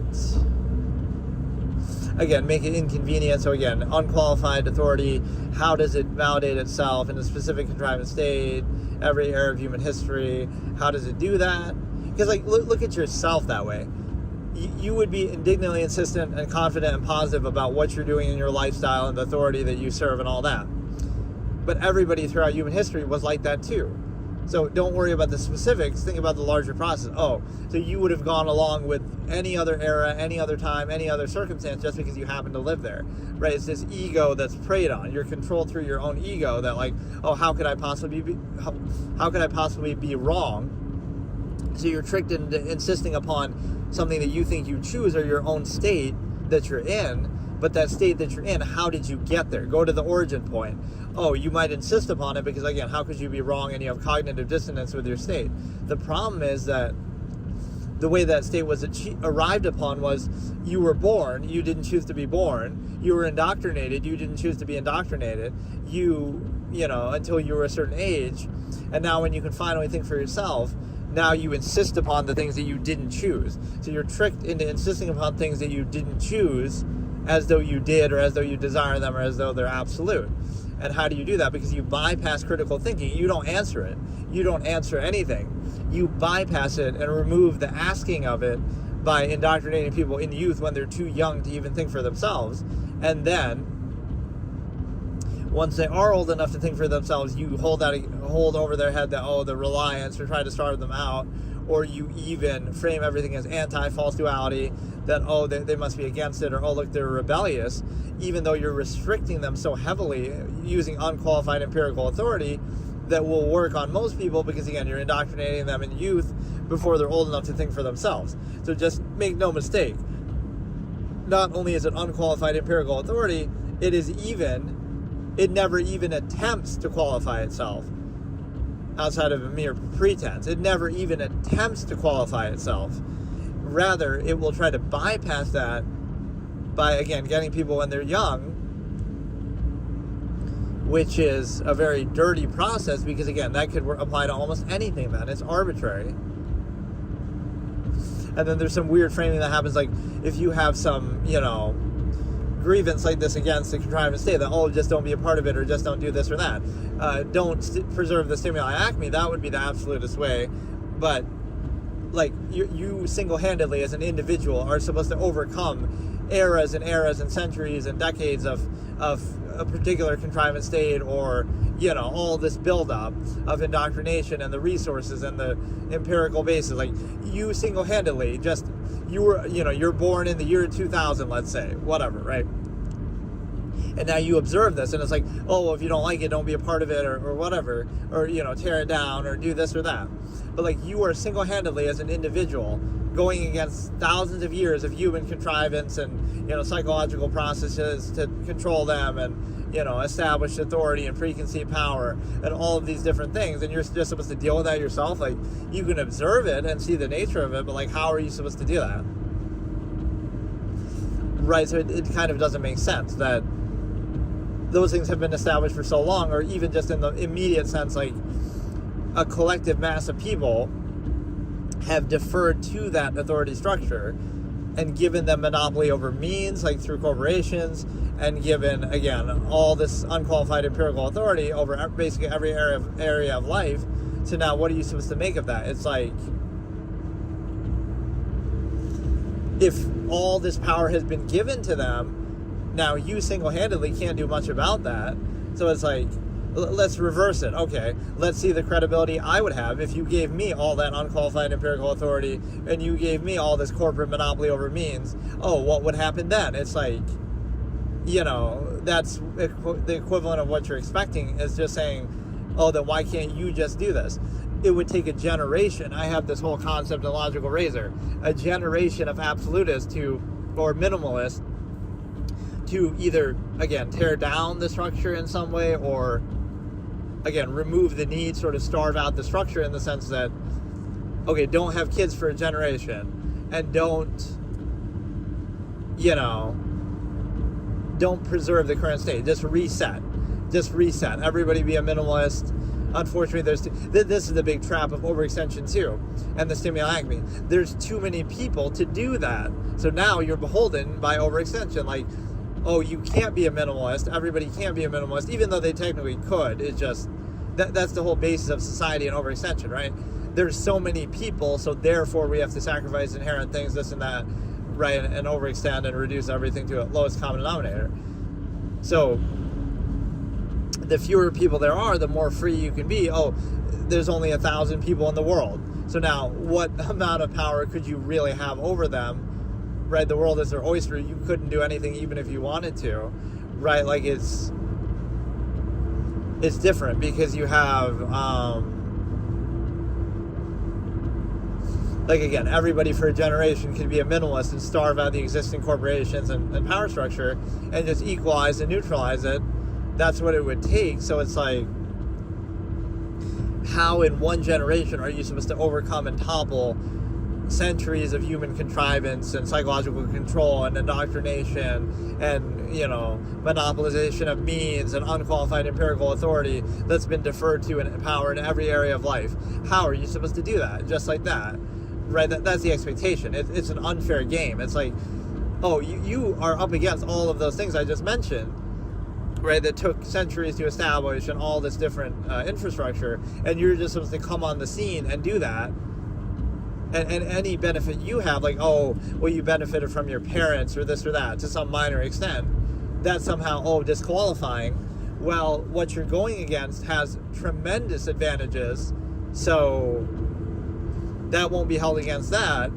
But you, even in a literal sense, you can say, oh, well, the pretense of this society is morality and this and that, but, oh, you wouldn't be here if it wasn't for, ancestors slaughtering the natives and enslaving other people and this and that. It's like, so what about that? The same way that you could discredit the individual and say, oh, well, you wouldn't be in this position if your parents didn't feed you from the age of 1 to 5 or didn't give you some zero-sum means, excess, overextend, whatever, right?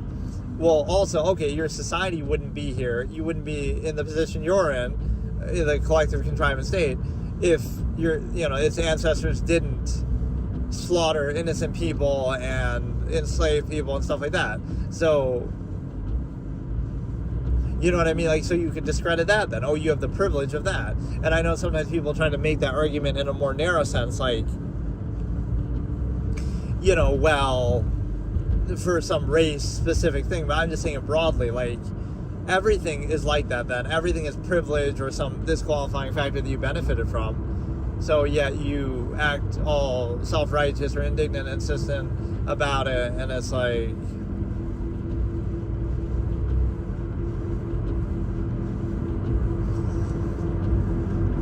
I don't know. A lot of these things are things I've discussed in the past, but I do like rehashing it this way. I think my main issue now is the mic quality. That's why I was trying to use that mic, but that was quite a ridiculous moment where, again, I had it like on my lap for a second because I was just waiting for the Starlink to do its thing, and then, it falls over. It was like one you get from Walmart, and it's meant for like iPhone and stuff. And I don't know. I mean, I don't mind getting another one, but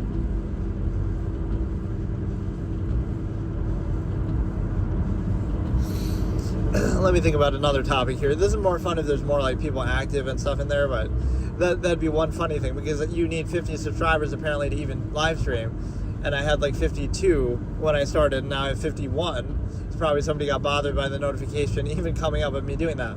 But the problem is that, what if I fall below 50 now? Will that mean I'm not able to stream anymore? Because again, most of the subscribers on here are not from this format at all. It's from like some of those chess videos, apparently that foot fetish video that's like, psychology expert explains the simple reasons behind foot fetishes, which stuff like that I find dumb too myself. Like sometimes I think, oh, it's so obvious or whatever, like something that's obvious to you might be remarkable to other people, and so it's kind of like,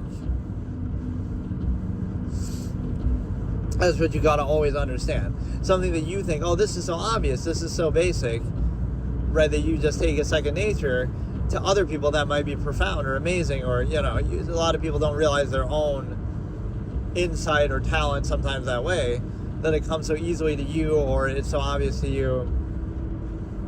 Like, let's rehash that. My most viewed video on this channel, which has about 5K views, which is pretty impressive, and I never would have expected it. It's just, that just shows you how random the thing is.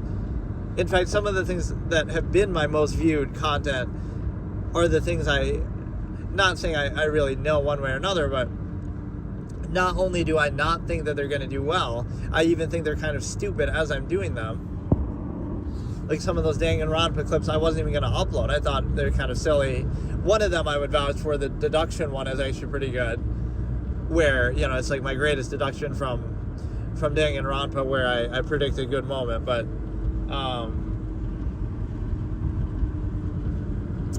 no, it's a situation where you... I'm actually testing the stream delay with that undo typing thing for a second, which seems to be about 10-20 seconds. It's fine. But no, what I'm saying is, like that foot fetish thing, I didn't expect to do anything at all. So like some of the reasons I said were, submission has a lot to do with it. And see, that could apply even outside of a sexual domain. It's like, there's like a strong preconceived element to sometimes things like that. right? Society pushes in your face that, oh, something is attractive. And so even if you're not really into that, it's why people are so insecure about the trans movement to some extent, because you realize how artificial these things are. Like, oh, if men wear dresses, so what's the problem with that if you're not into them, right? But it shows you some of it is a construct, or like makeup or whatever. Some of it is a construct. Those things aren't really tied to the inherent attraction, right? So you want, oh, women to have a monopoly over them because society likes to sexualize women. It's like, so it shows you those things have nothing to do with it, and they're artificial, and anybody can do them. And so you understand that, there's a contrivance at place there. So like a certain emphasis will be placed on certain things, and I swear, I can't exactly explain what I'm trying to for certain reasons, but pretend you're not interested in men or women, right? But there'll be if you're a man, you're more likely still to preconceive an attraction to women, either pretend it or imagine it, or, kind of, because that's what society tells you and pressures you, or again, even to the extent that women are sexualized. So you're imagining it, or you're like playing into it, right? Just because that's the expectation and that's the performative aspect that's put out. So again, like the power fantasy of it comes in there. Like, you don't even have to be into anything, right? Physically, it's more like, oh, the mental, psychological appeal of bowing down to feet and submission. That has nothing to do necessarily with the particular person or the feet themselves, like how they look or whatever. It could just be the psychological thing of like, the submission, bowing down, kissing feet like that, or being used as a human footstool or something. And then some of the other dynamics would be, or I like when I was having one of these discussions in the past, because I would talk about fetishes and stuff somewhat, and people would accuse me. This is a good example of like the myopic marginalization concept that I talk about, where it's like, if I've discussed and talked about every concept in human history, how can you define me by any one? Then the next moment I talk about something that's the complete opposite and contrary. So it's like, oh, you're discussing this fetish, and then somebody says, oh, you must have this fetish. Oh, do you have this fetish? And it's like, well, do I have every single other one that I've discussed? Hundreds of them? So I have all of them? Like, you see how stupid it is then to personalize? It's like,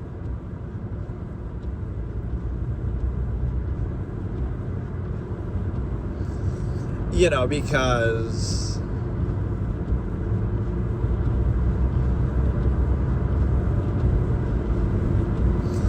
it's stupid to personalize because of the simple fact that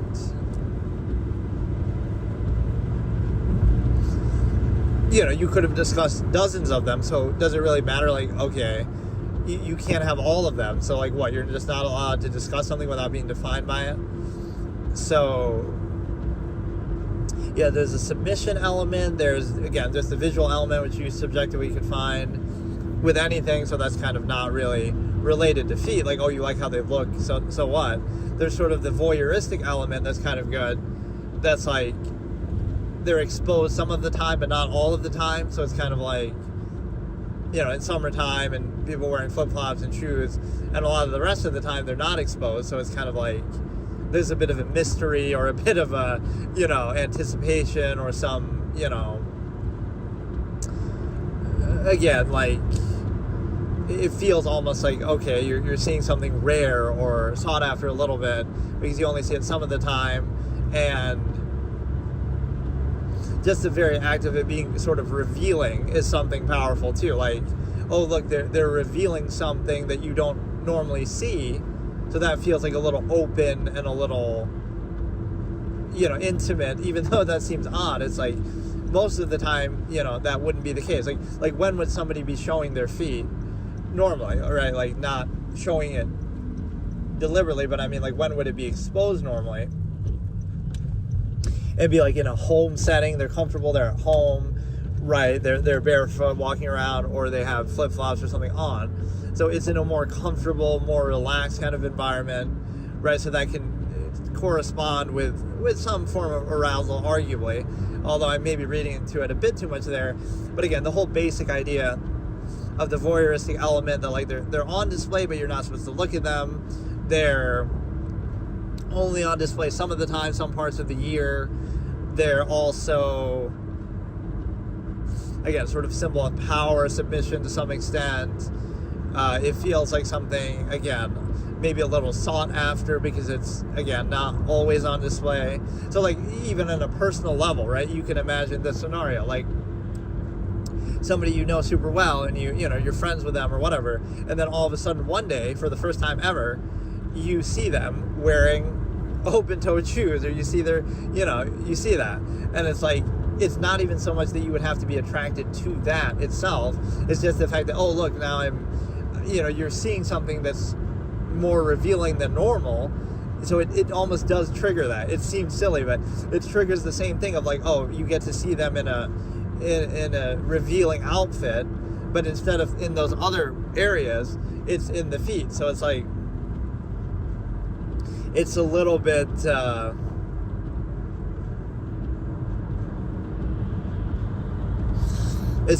silly because, but no, it's the same concept. Like, oh, look, they're revealing something that shows you they're open, that shows you they're, you know, oh, they want the attention, they like the attention, that they're, you know, really showing something off. There's a particular, you know, it's hard to explain it.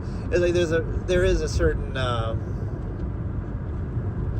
almost boisterous element to it, or like, oh, look, I'm showing this, or like, you know, again, the sound of flip-flops being kind of noisy and drawing attention to itself. Again, there's a certain power dynamic, whether people realize it or not, at work there. Again, you can say a lot of people, oh, it's just they're comfortable, that's why they wear them, that's fine. But right, the appeal can still be there, and yeah, I mean, those are all the things I talk about in there. People had some pretty interesting comments too. There's some tie into Neanderthal times maybe, or there's some like, there's some other,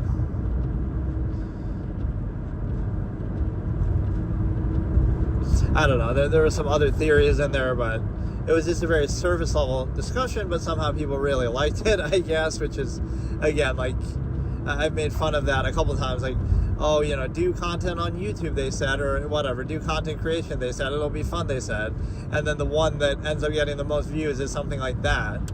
Like, bro, I don't want that to be my most viewed video at all, but this is what you're defined by. Like, oh, you're that guy who posted that foot fetish video, they got this many views, you know, assuming, let's say it got millions of views compared to everything else or something.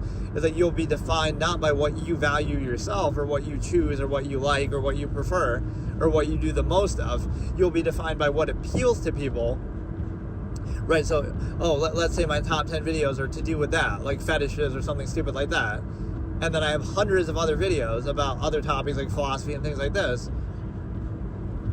What does that mean? Like, oh, so you'll be defined by those 10 that have to do with fetishes instead of everything else, not because that's what you're prioritizing, that's what you value or do the most of or whatever. It's because that's what other people value. So other people's value defines you, right? Like, that's kind of again, the myopic marginalization. So like, oh, your most viewed videos will be what the audience decides and what they, you know, so it says more about them than it says about you, right? But yet you'll be defined by it in some way. So it's kind of a very telling dynamic there for sure. And then you also have to consider so I mean, this is hardly even absolutist philosophy. I'm just kind of talking about random stuff, but I do find that an interesting concept, right? Like, you know, you put out, okay, let's say I'm an artist and I make 100 movies in my career, and 99 of them or 95 of them are obscure and don't make much money and nobody's ever seen them, and then the other 5 are really well known and they all have to do with the, let's say, you know, adult industry. Right, so I made 5 movies in the adult industry, and then I made the 95 just general, you know, other normal movies. So, oh, he's that one adult guy, right? They'll define you by those 5 because those are the ones that are popular for whatever reason. That's what appeals to the masses. But what about those other 95s that you slaved away, and, you know, just by the sheer number of them, that would define you more, maybe the passion you put into them, everything like that.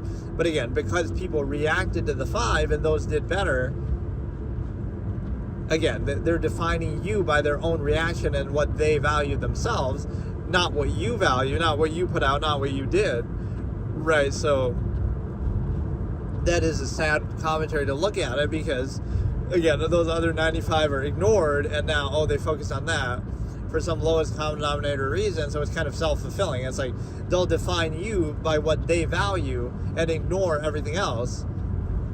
So is that really a reflection of you, or is it a reflection about them? So my logical razor there is kind of like,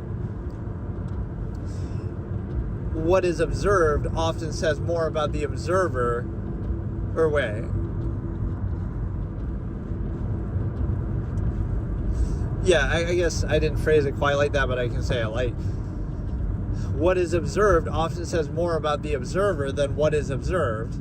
So again, it says more about them, that they focus on that, they fixate on that, that defines them, that's their point of fixation. And so, right, because you could do that with anything. You choose to pick out. I have like an analogy in a short story about this, like a godlike being comes down, and it's like that godlike being is able to, the way that people look at him is, everybody looks at him a different way, and so like defines him based on their own needs or ignorance or desires or flaws, right? They project everything onto them, when really that being is beyond all that, doesn't care about that, doesn't need all that, right? But everyone projects something different. So what they're seeing is more a reflection in themselves, because basically the godlike being is very neutral. It doesn't have performative aspects. It's not trying to impress anybody. It's just very almost boring and bland, because that's how a godlike being might be, because it doesn't have any need. It doesn't need to eat. It doesn't need to drink. It doesn't need to prove anything. It doesn't have any incentives. It doesn't have any bias, right? It just is. It's like nature. It just is.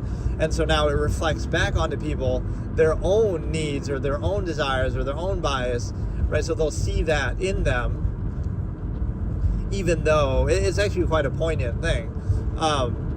Like, they'll see a reflection of themselves in that, because it's just nothing. It's neutral. You can display this effect psychologically yourself, right? Just be sort of neutral on a blank slate, and people will project onto you something, even if it has nothing to do with you. The most common being the stimuli acme or zero-sum means, like, they'll project something that's not there because you're not doing what they expect normally, right? The incentivized overcompensation that I talk about. So, for example, people are used to being controlled by a process or having incentives. So, like, somebody being really upbeat and social and positive and all this undue emphasis, right? They're used to that, but that's tied to an incentive. So like, they're trying to overcompensate, they're trying to sell you something, or to try to whatever, right? Because they want something. So when somebody is neutral and doesn't do all that, right? They're not social, they're not putting up performative aspects. Now what happens? Now people would project in a negative way. They're like, this person must only want this or that, right? Even though it's the opposite.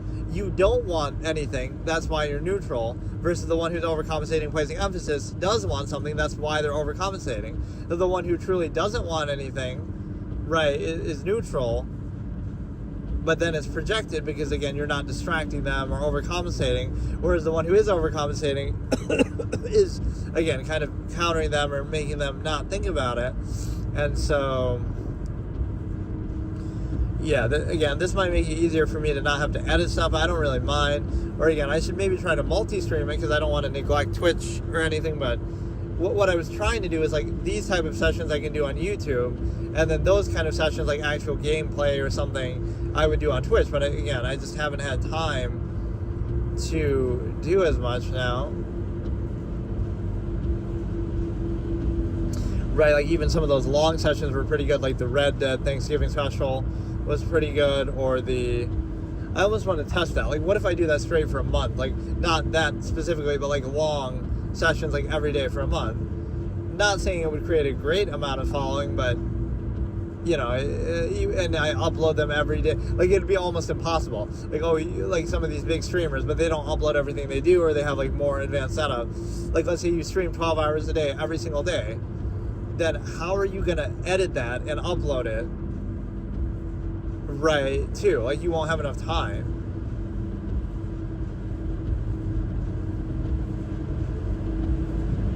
Right, like you're trying to, you won't have enough time because of the simple fact that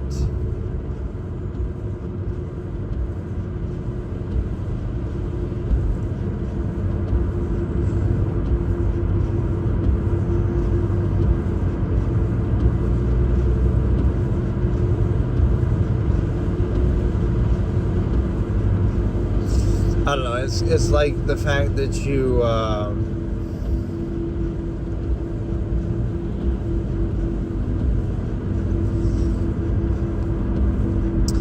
okay, you stream 24 hours, 24/7, but at least then you'd be sleeping or something sometime. But no, it's like, yeah, you stream for 12 hours, then you edit it, then you go to bed and upload it while you're sleeping, and then do it again the next day. Like, it just seems like a crazy schedule. Or you'd need like a separate computer and internet separate from what you're streaming on to be able to be uploading at all times. Or the one thing I was also thinking about doing is like have like a replay channel where I'm constantly streaming there 24/7, and you need like a special setup for it, like all my old VODs and stuff, or like all my YouTube videos. And it might seem stupid, but it's actually a pretty good thing because I have so many videos that nobody's seen because my channel is kind of obscure. So like I could let that run all the time, right? And it would never catch up because I'm constantly uploading stuff too. It's like I have an infinite amount of content that I could just replay. And it might seem like, oh, that's somehow a bad thing, but I mean, it's my content, and it's, you wouldn't know the difference, right? Like, aside from chat engagement, which at this level of content isn't even that relevant, like, what would it be? It'd be like, it's a situation where you would be watching a full playthrough that arguably would be even better than on stream, because I would edit out the parts that are going to be me going AFK and stuff. So you could just watch the whole thing live. And again, the only thing you won't get is chat engagement, but it's not even really something most people would notice because there's not that many people there anyway. So that is an interesting idea if I just let that run. Okay, so today I'll be doing a little different form of content. Instead of the Absolutist Philosophy series, I thought I'd do a random thing where I basically react to random videos on YouTube. The one consequence of that, like while driving too, but I'm not really watching the videos. I'm more so just doing it in such a way that,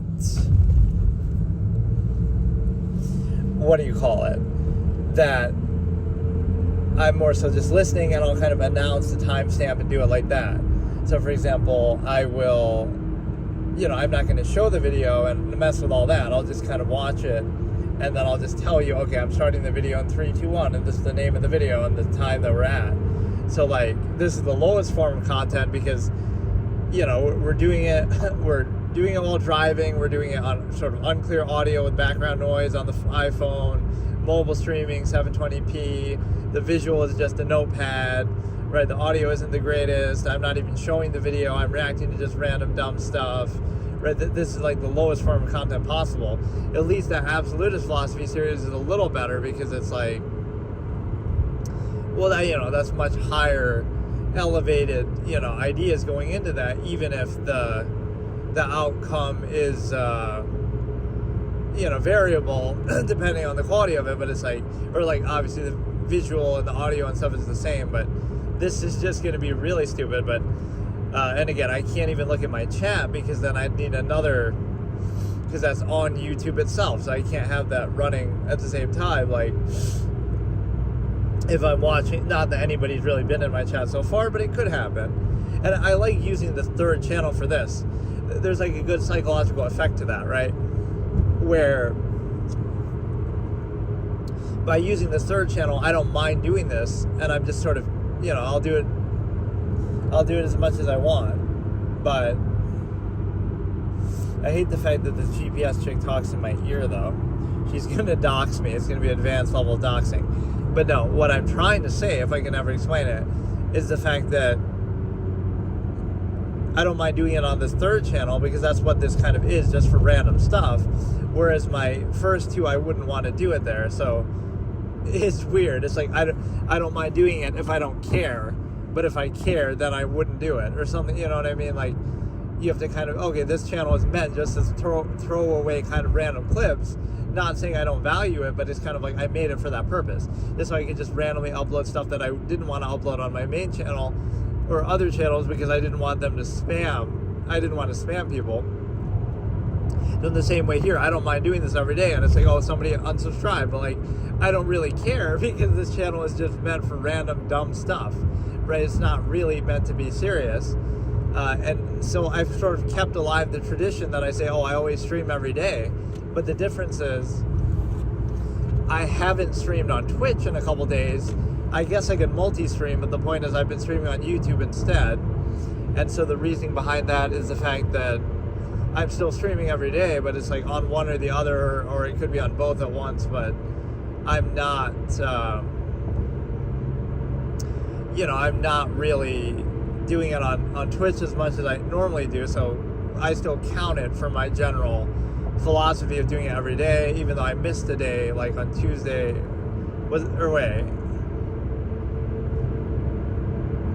No, I think I missed it on Monday. I missed it on Monday, not yesterday, I did. But what I'm trying to say is that this feels like, oh yeah, it's like the same psychology of like, oh, you have this inhibition about your voice. Like, you have to lower your standards before you take something seriously. It's kind of ironic. Like, I would have this inhibition, or a lot of people might have that. Like, it feels weird talking to yourself on the microphone or in your room or on the thing, right? On stream. Like, oh, you're just talking to yourself, so that seems odd. So you almost have to listen to something. I would always have a headphone in. I would always be listening to music, or I would always be like, it's a good psychological trick if you have some reservation about doing that. It feels weird talking to yourself, even if, again, you're talking to your chat or if anybody's even in there, but especially when you're starting out. But it doesn't matter because it's like, it could feel weird talking to yourself on stream or recording a video. So if you're listening to audio in the background, like the game sound or music or anything really, then it gives you like a placebo effect or something like that, where you say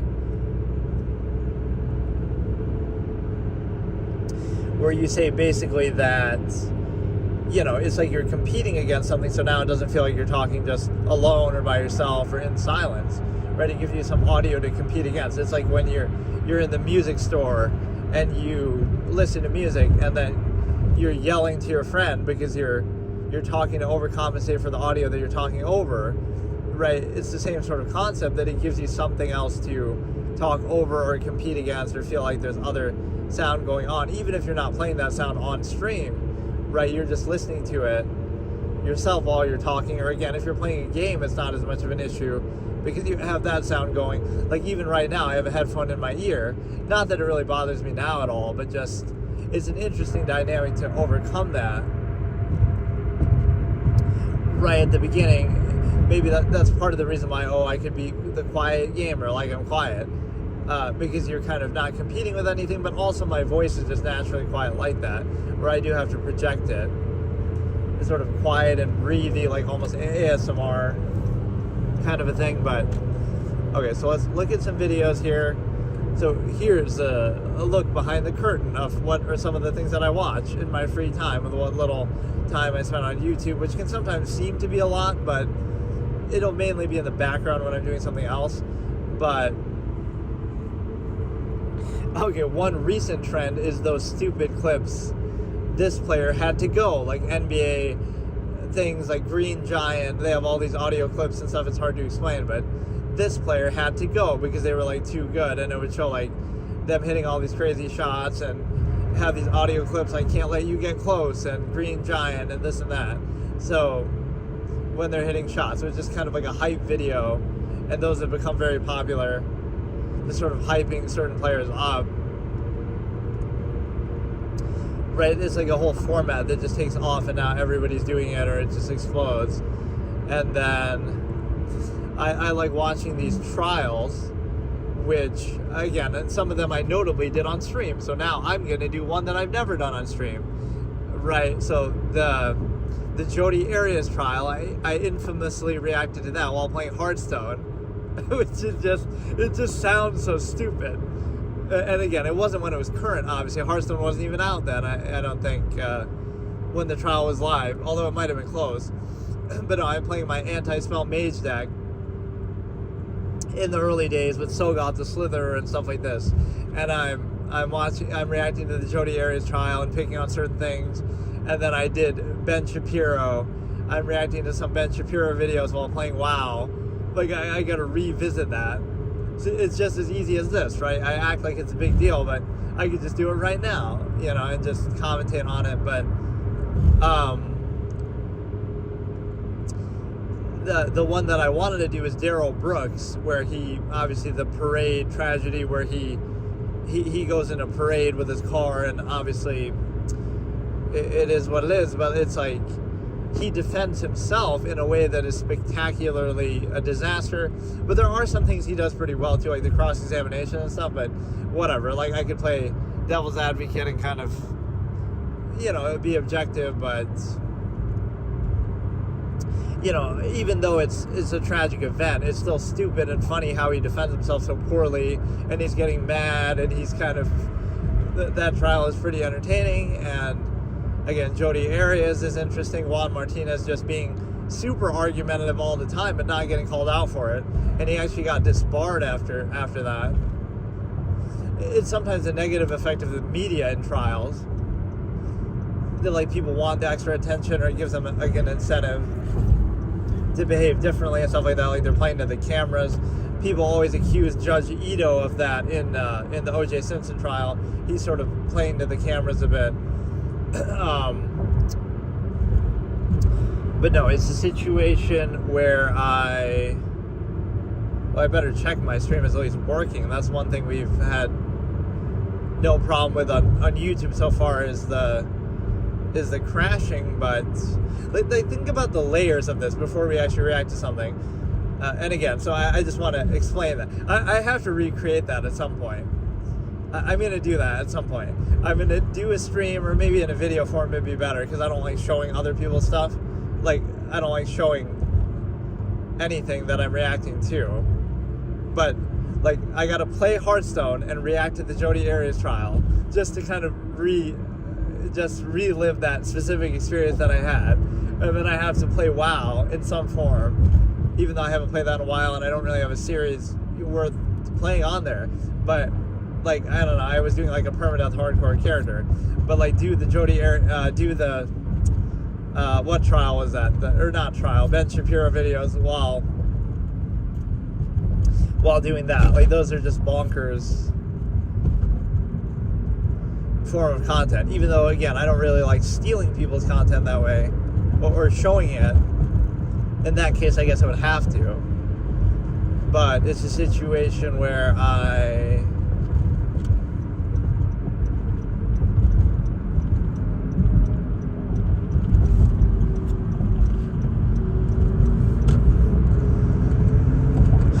I could do this, reacting to the Daryl Brooks trial while driving, right? Just, not that that's much of a format equivalent, but those are some of the goofiest things I've done in the past. It just sort of happened organically and randomly, and it wasn't something I did very often, right? And I guess in that case I did show it, but it didn't feel like it really mattered. But no, let me make sure my stream is working, and then I'll basically actually look at some videos here. We could just do that one since I keep talking about it. So again, it's not to diminish the severity of the crime, but it's just, again, he's defending himself, which people always condemn that, but actually, it doesn't mean that it would have to be a bad thing. It's just usually a random person isn't going to be qualified to do that because they're not a lawyer. But the concept of that is kind of risky, and of course you have to go and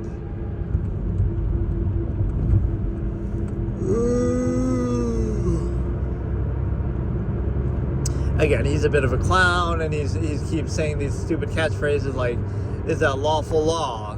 or whatever, subject matter jurisdiction, he won't let it go. Like this, he has the sovereign citizen argument, which in some ways that's kind of fair. Like let me play rebuttal on this one. He'll say he's a sovereign citizen, and there's a few things that actually go to his credit here, right? Where he says, okay, people will say in the comments, like, how can, and then he says, oh, you're violating my constitutional rights. So on one hand, he'll say he's a sovereign citizen. On the other hand, he'll say that he deserves constitutional rights. But the problem with that, with making fun of that, is the fact that that point is actually fair, because either he's a sovereign citizen, in which case you don't try him in court at all, and that's fine. Like, okay, if he is sovereign, then he's not subject to your laws. But then you are saying he's subject to your laws, which obviously makes sense. But the point being that if you force him to be subject to your laws, right, a sovereign citizen, as again, obviously makes sense that you should be subject to that, but if you do that, then you also have to give him the rights to go along with it, right? You can't have it both ways. Like, well, we'll treat you as a sovereign citizen, and therefore you don't get constitutional rights, but we're also going to subject you to our laws. Like, the two go together. If you're subject to the laws, you have the constitutional rights.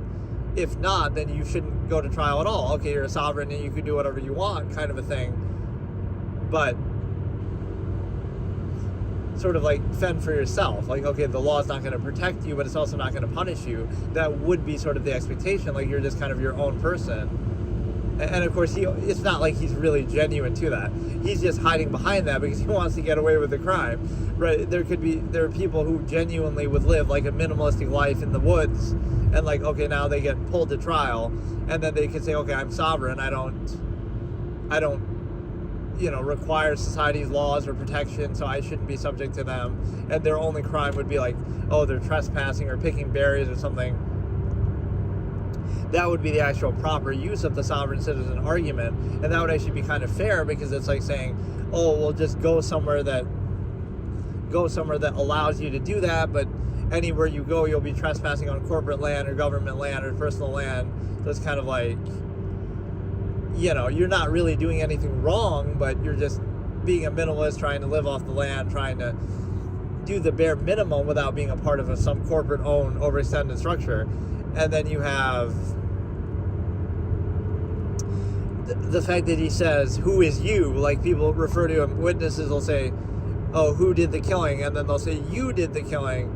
Or who is you? He'll say, who is you? Or I don't identify by that name. The one fair point there that's actually prejudicial, and this was discussed in some other case in the past. I'm not a lawyer, but I play one on stream sometimes, the Phoenix Wright games. But no, just to be analytical, it's like, what it means is calling the defendant you in testimony and things like that is actually prejudicial, because the fact that he happens to be defending himself shouldn't give him an unfair disadvantage, especially in that sense. Like, so if he had a defense attorney defending him, the witness would never be able to say you. They would never be able to say, oh, it was you who I saw that day. No, that's not a valid testimony. You would have to say, oh, it was this person, it was the defendant, it was this name, right? So you wouldn't be able to say you. You can only say you because he happens to be defending himself. So that's actually prejudicial and unfair, because something different is happening that wouldn't normally be possible, right, just because he happens to be defending himself. That shouldn't come at any expense or any difference, right? You wouldn't be able to say to the defense attorney, oh, I saw you there at the crime scene. No, right? So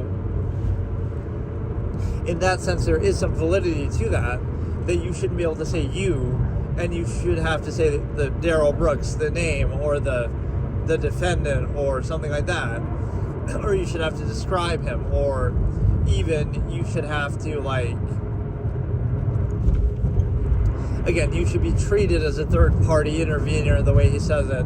Because, again, the fact that you happen to be defending yourself shouldn't be held against you, or shouldn't be the focus, right? Like, just treat it as if he was a defense attorney, and don't look at it from the perspective of that. Or, one thing that bothers me in these cases, the Casey Anthony trial, too, is pretty worth reacting to.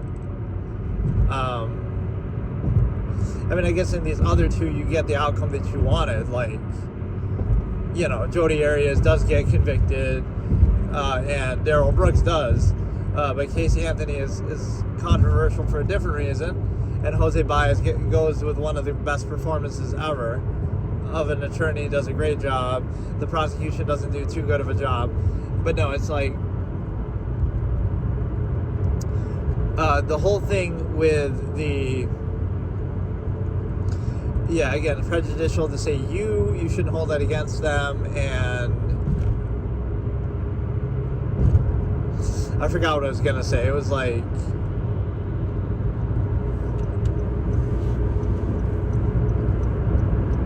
that judge is almost too tolerant and lets him walk all over her to a degree. You can still validate it by saying, oh, the outcome was good, but she was kind of too soft. You don't have to give him that much of a cushion to avoid a mistrial or whatever, but yeah, the whole you standard is sort of prejudicial. You shouldn't be able to say that. You should have to describe it. So some witness, you could even say that. He makes a good point here, like, you cross-examine a witness, they'll say, who did you see there? Or who did you report on the phone? And then the guy says, you. I saw you. But technically, you couldn't have said that on the phone. Like, oh, you were describing this guy, and he said, oh, it's you. Yeah, this isn't Laura Ingraham and that fucking guy on Fox News where it's like, I saw this show on Netflix called You. Oh, there's a show called Laura Ingraham on Netflix. Like, you couldn't say that on the phone. I saw you, right, as you're talking to some operator. And even beyond that, it doesn't make sense either because of the fact that even then you wouldn't have a you to describe. At that point, you didn't know who he was. So, there is actually a good argument there. But some of the stuff he just keeps repeating over and over, subject matter jurisdiction, a lot of really classic moments. He builds like a box fort. I've already seen so much of it, but just... yeah, those are some of the trials. We could always look at new trials and stuff too. So the way I look at them, again, not to diminish the tragedy or anything like that, but it can be kind of interesting and whatever. Even though I maybe would mock that to some extent, like the courtroom drama, it's like you're treating real life as drama, right? That maybe you shouldn't look at it that way, but what I like is the fact that I can almost analyze it the way I would do if I'm playing like one of those games, like a Phoenix Wright game or something, and that could be offensive that I'm comparing it that way, but like I don't have any control over it anyway, so it doesn't matter. But it's just, you're kind of making predictions or kind of analyzing it and going deep into detail about it.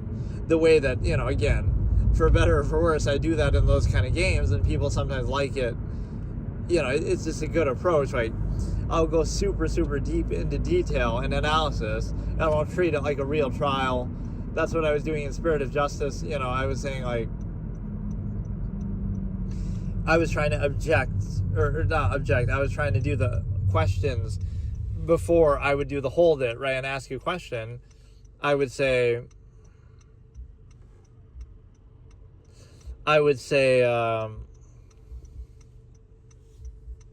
yeah, and sorry if you were in chat because I just can't see it. I'm looking at it now. Or I can even hear myself now on the thing. But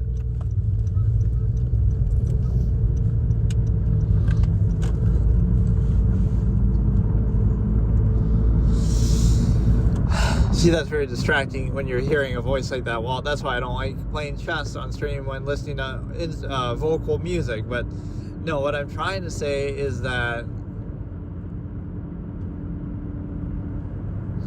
I keep forgetting. There was some other point, but yeah, you're not trying to make light of it, but you're also trying to get immersed in it and treat it kind of like that, try to make predictions, try to, just kind of react to what's happening in the trial. So I think it's an interesting form of content for sure.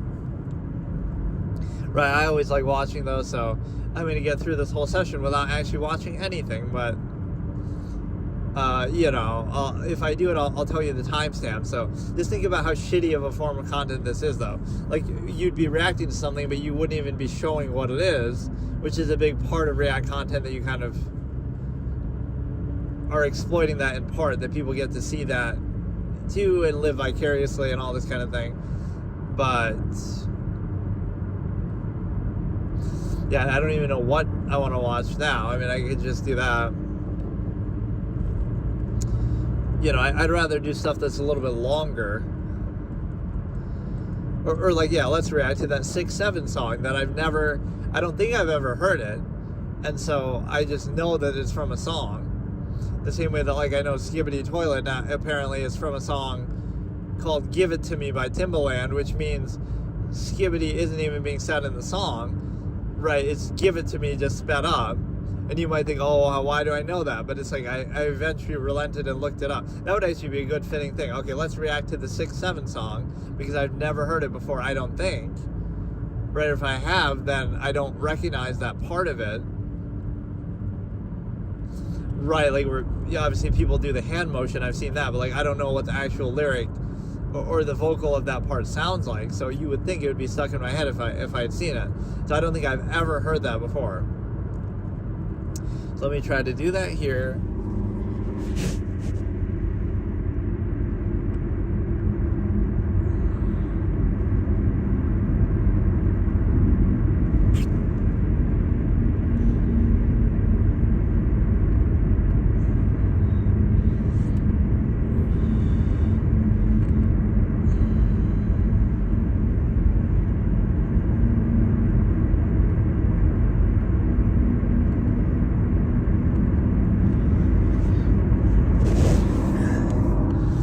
Okay, so this would be my first reaction ever of Skrilla Doot Doot is the name of the song, apparently, name of the video. 19 million views.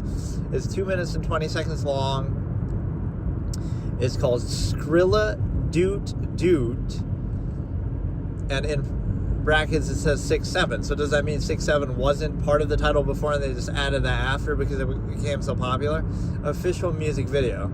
And a lot of it would just have to do with the hand movement, maybe as a bit of a meme, like where I don't know how to exactly explain it. You just kind of put your hands up and down a little bit, and somebody did it like in Congress, right, because he represents the 67th district or something, and then, you know, it's just everywhere. It's one of those things that shows you like a cult-like mentality of society and social interaction value, like something that just is random is just repeated over and over, and you know, a certain level of exposure.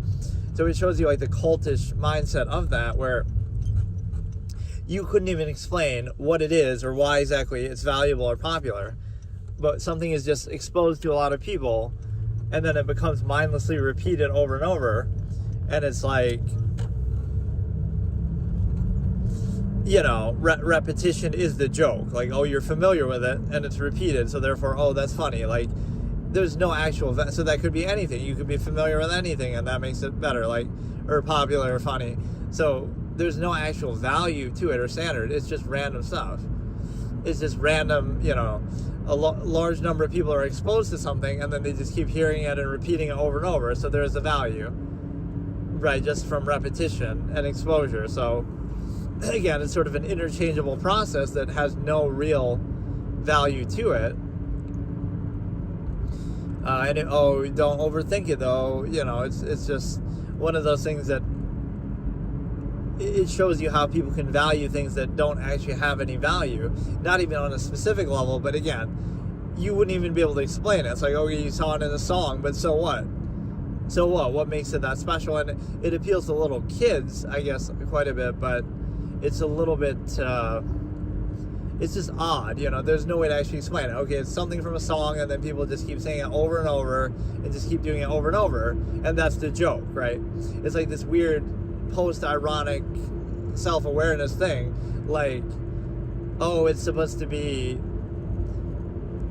you're saying that thing that's been said before, and so it's funny. Like, it really is just that, like, repetition equals funny, or you know, references equal funny. It doesn't have to actually be a joke or something funny. It's just like you take something and just keep repeating it over and over, and that is the joke, right? The familiarity, the exposure itself is the joke. So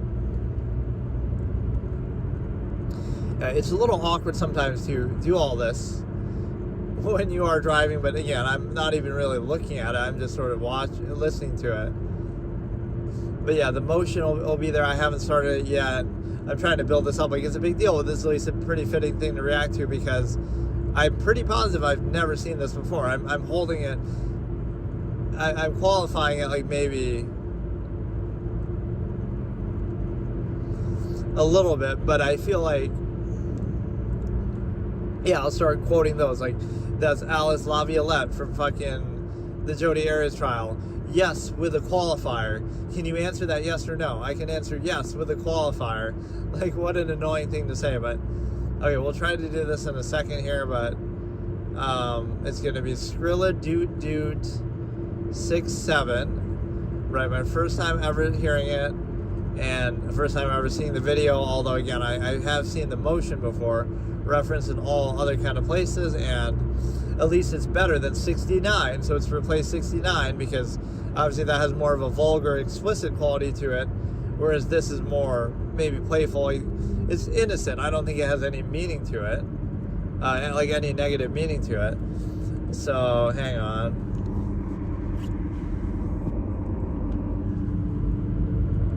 Or I should have like a playlist ready. I was just kind of doing this on a whim. Maybe because I wanted to take a break from the absolutist philosophy thing anyway. So that can sometimes be a little more mentally exhausting, and I'm not really in the mood for it today. But I have done some pretty good episodes of that. And I do like the auto-upload thing of this.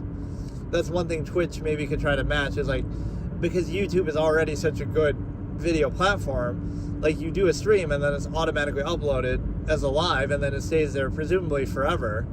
And so, like, that's very, very good. So it's so convenient.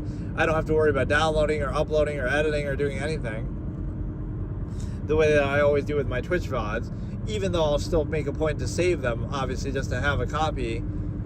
You know, the only downside is the first couple minutes, right, will not be, you'll have to skip. So if you go back, you're like, oh, the first 2 minutes I was just getting the stream ready and started.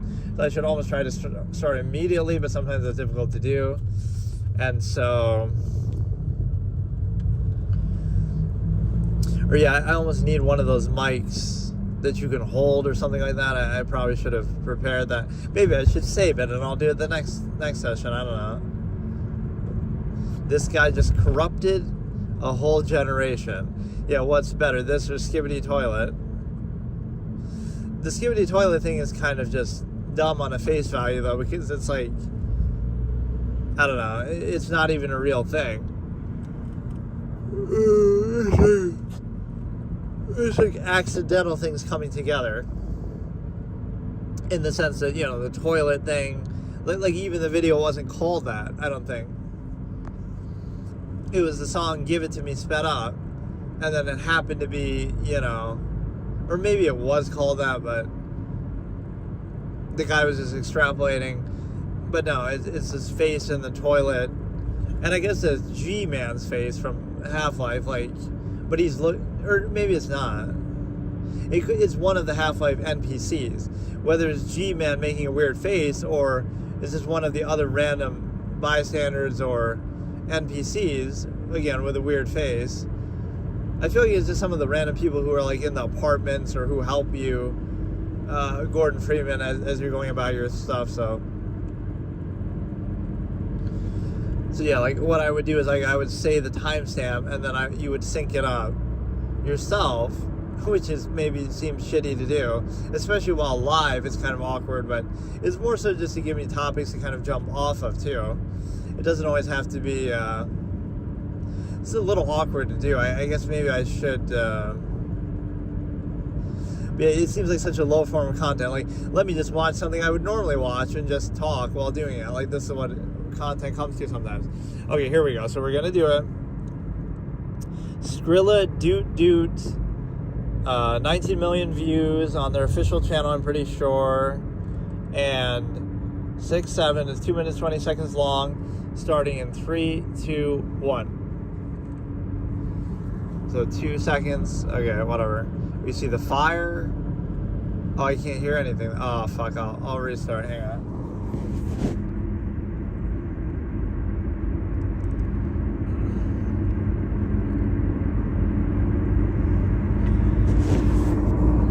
Yeah, like 2 minutes, 20 seconds really caused this much damage to a whole generation. Like, And as much as we can ridicule these things and treat them as sort of ironic, like this or even Skibbity Toilet, the reality is that when we were kids, or anytime, a younger generation is always into something stupid, right? Something silly, something goofy. So I think this is what it appeals to more, is like the younger crowd. Where I saw like this Skibbity Toilet product in Walmart, like some weird, I don't even know what it was exactly, but I think I took a picture of it. But no, okay, here we go. So it's Skrilla Dude on, again, 19 million views, 6/7, 2 minutes 20 seconds, starting in 3, 2, 1. I should give some time like that as build up, because so you get the fire, you get the logo. The sound almost seemed a little delayed there, but I should give some delay before I start. That way you have time to look it up and prepare.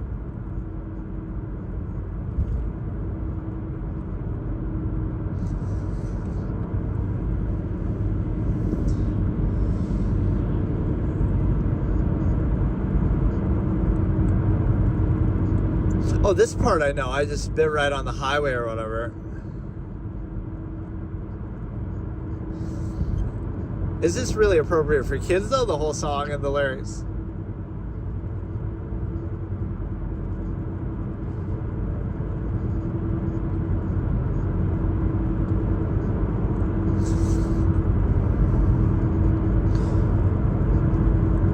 Or like that What the Helly song became a meme too. What the Helly Burton, what the Helly Barry, what the Helly LeBron James. But I'm surprised that dude part of it didn't become more of a meme. That's what he's saying at times when doing the motion. But yeah, his voice is kind of goofy.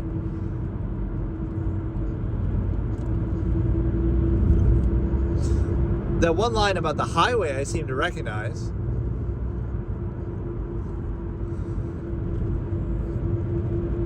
I'm expecting some 6/7 chorus at some point.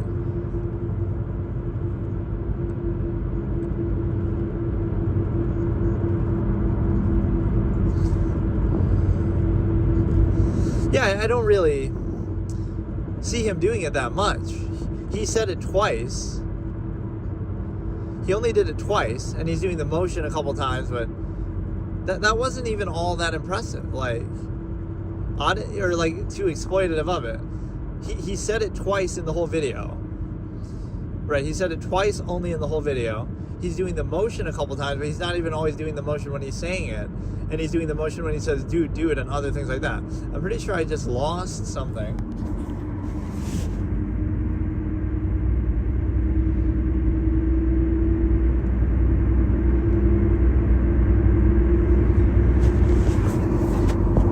I guess I actually gained respect for them a little bit, because it wasn't like they were playing into it that much or trying to make it into a meme. It just, like, again, he says it only twice in the whole video. He does the motion only a couple times. He's doing it mainly when he's saying dude, or at other points, right? Not even associated necessarily with the 6/7, right? I feel like maybe he didn't even do that at all. He did some other hand motion when he was saying 6/7, but it wasn't really quite the one. It was most noticeable when he was saying dude, which is actually the name of the song, but I'm pretty sure I just lost some brain cells trying to learn what 6/7 is. I honestly don't hate it, though. And like I said, I don't think I had heard the song, but I had heard that part, unless that part is like a let me hear it again. That part is like a tribute to something else. Because that seems very familiar. I just bit on the highway, if that's what he's saying. I'm sometimes not the greatest at understanding lyrics. Let me hear it again.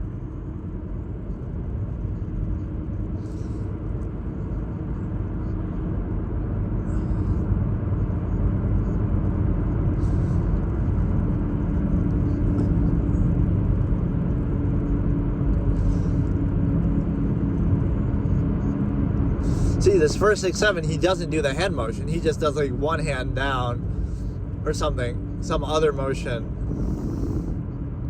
He's not even doing the motion. They're combining like two different things. The dude hand motion with the 6/7. He doesn't say it at the same time. I just broke the code. he's really not even doing that hand motion at all either. This is like Ben Shapiro analyzing the lyrics to WAP. Psychology expert analyzes the 6-7 meme.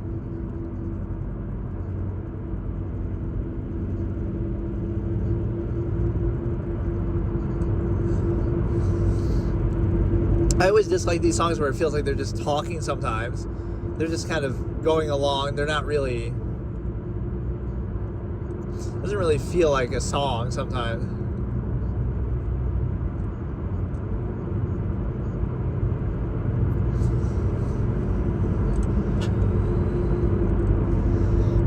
He sounds like exasperated as he's singing. It was such a lazy 6-7. The way he says it is not even... The way that people make fun of it is more passionate. I feel like the meme takes on a life of its own more than that. By simply watching this video, 6-7 is only said twice, so they're not making that big of a deal out of it. And they're not doing the hand motion when they're saying it. And they're not really doing the hand motion at all. So, like, I don't know how that came to be. Right? Somebody extrapolated on it, and then that blew up maybe more so than the video itself. I won't even consider that, like, too negative. Because, again, they weren't playing into it much. It was just kind of incidental that it happened to explode.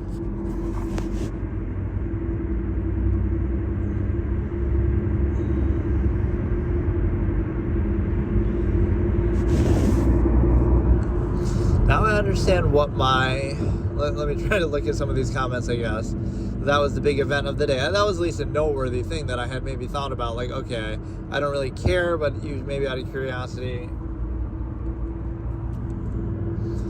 Lost brain cells. Well, my grandparents hear when I play my music. Truly the first song that never actually starts. You should hear that one from some game. What was it called? Oh, there's a perfect reference I have for this. It's some song that sounds like it's going to start and then it just never does. It's like Barrack Settlement from some... what is it? My niece and nephew brought me here and I never want to come back. That could be taken a couple different ways. I never want to come back because... I don't want to go back to the niece and nephew who would have sent me to such a horrible place that I never want to see them again, so I don't want to go back. Or I'm so happy here that I never want to go back. But no, the song itself is one of those that I'm just not... It's not my kind of thing, but I don't completely hate it. Again, at least when a meme feels more organic, like they're not making it to try to be a meme. Which maybe even Skibbity Toilet, well... That seems more obvious meme potential, but that's what's so dumb though. Like, okay, so I'll make a music video that just does some goofy dance and goofy thing, and it'll become a meme. Like the level of intentionality is what makes it feel better or something.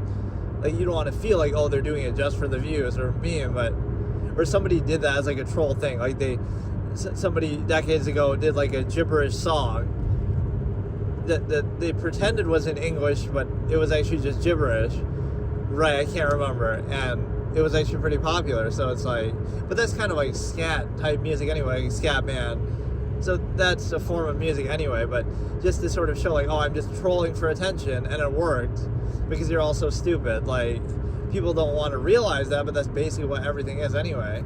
Like, you'll say, oh, he only did the 6-7 thing for attention, even though he wouldn't have known at the time. It's like, oh, well, you're making a song and you're making a video and you're doing that for attention too. Like, you're doing everything for attention, so...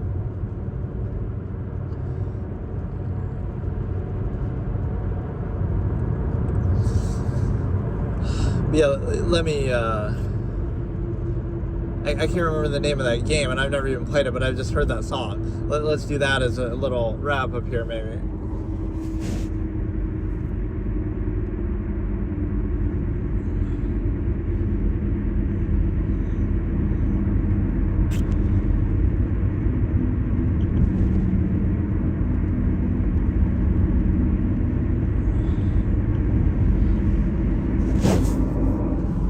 So So it's called Yume Nikki Barrack Settlement. Yume Nikki is the name of the game. It's like some indie game or something. So it starts off like, you know, it has the beat. You can just look it up. The timestamp doesn't matter because it's so repetitive. And then it's like you're waiting for it to start, and it just keeps going. It's the same beat over and over, which is a nice beat, but there's no other part to the song. It sounds like a loop of just that one part. Like somebody's done it like that, but that's just the song. Like this is the song you hear when you're waiting for the actual rest of the song to start. Kind of meme potential, honestly.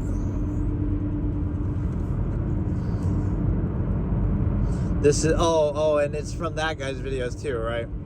This is the "You Should Not Touch That" guy theme song.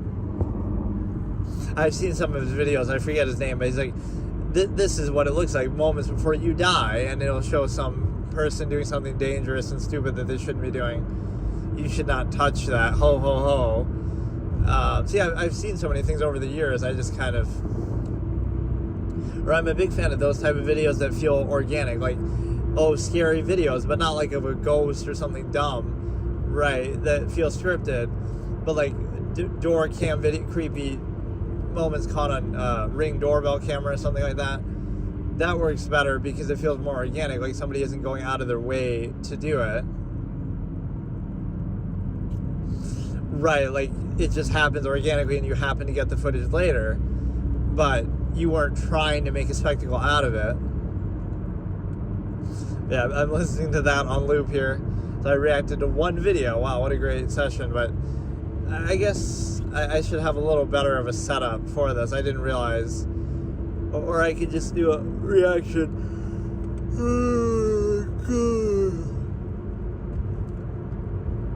I could just do a reaction like in a long form to a video. Like to a long video, just start it and let it run. And I almost would need some voice annotation to that. Or like something on screen. Like I'll say like, okay, we're starting this hour-long video in 3, 2, 1. But then if you're not there for that, or if you're not singing it along, then you'll be sitting there for a long period of time and not realizing what you're doing because, right, like anybody who comes in won't know what part I'm actually on. What are the chances? Now, this stream, we might have 50 viewers and we might have people talking in chat like crazy the one time I'm not looking at it. That's the one problem with it too. Is like I could use 2 of my other phones and watch the thing on one and watch the videos on the other. So whatever. I like how comfortable this is though. It's kind of like just, I don't have to go out of my way to stream. Not that I mind doing it, but there are times where I like doing it this way. So like I was driving anyway, so I may as well do it. And then it's like, you know, you get to the point where you're able to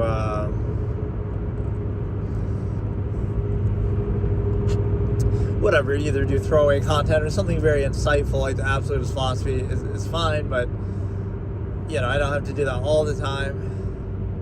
But yeah, I should have more of a prepared thing, like a playlist or some better list of things I want to react to.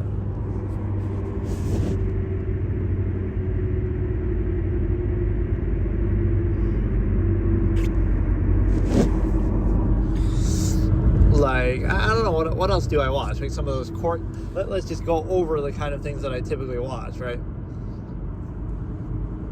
Sometimes I'll just listen to music, like some random things, like some of the Phoenix Wright songs are always catchy or whatever. Or I'll do, again, some of those court cases, some of the... I don't really watch too many gaming videos, especially because I'm afraid of spoilers. It's like I feel, you know, whatever, if I haven't played it before, I don't want to see something I haven't done myself in an open world game. There's so many things, you know, even if I played the game, I haven't seen all there is to it, and there's that sense of mystery, and you'll kind of never see all there is to it. But I tend to avoid watching stuff like that. In a way, that's maybe a good kind of philosophy or principle, like, don't do anything besides what you're doing yourself. So instead of watching other people play games, why not stream yourself playing games and edit that and highlight that? And it's not even like narcissistic, it's more like, instead of consuming, you're creating. So it's like, instead of watching other people for entertainment, why not make it yourself? And then, not even necessarily watch your own stuff, although somewhat you might, to try to find clips or highlight, good stuff out of it. But it's more just like, instead of consuming it, you can actually do it yourself, make it yourself. And this allows you to, do it as sort of a routine. That's the best advice I could give. Not that you should be really taking my advice anyway, but if you want to do something, first of all, just do it. Which is a hard thing to overcome, like the perfectionism, right? I always had that, like, high standard. To realize that, oh, look at who's actually popular. A bunch of random dumb clowns, with all due respect. Like, the standard isn't that high. A bunch of random stupid people are popular and successful. So don't inhibit yourself by saying, oh, I'm only going to do it if I'm like, oh, I won't try to do this, whether it be streaming or music or something else. I won't try to do this because I'm not good enough. But you can't start with that mentality. Everybody started where you are, just random person. And so you can't use that, because then you'll never try and you'll never get anywhere. And even when you look at the people who are successful, there's nothing that special about them. It's just, a lot of the time, it's just random people doing random stuff. And then, it's also a case where, like, it's random people doing random stuff. You could do that too, so just lower your standard and then just do it. And then number 2 is the routine thing. Like, if you want to do something, just do it every day. And, like, don't make it like a big thing. Like, oh, I have to hit this goal by this day, even though that can be a good way of doing it. And I'm sort of the elitist type who would do that. But it's like, do it as a routine. And it's like, you're not doing it for money or to get a certain goal you're not doing it for anything, right? Just do it just to do it. And sure, you're still trying to do it at high quality and do it well and all that. But how about you just do it and then see what happens and go where it goes, instead of saying, oh, I only do it if I get this many views, or I'm only gonna, if you do it comfortably as a routine, whether it be playing music or streaming or playing chess or whatever it is, do it as a routine and then go from there, instead of expecting, like, oh, if I'm not a grandmaster by tomorrow, I'm not gonna do it. Or, sometimes you can be too elitist or too perfectionist that way.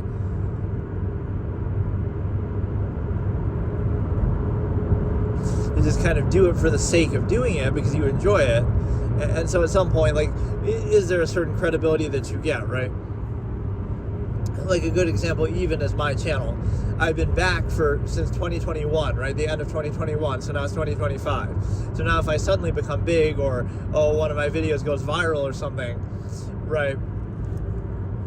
People can say, oh, look, he just did that video for attention, even though I wouldn't have known, right? Because I post videos all the time. I posted hundreds of videos, and I stream every day. So it's like, oh, that means he's just waiting for his big break, or he's trying to bait for content, or,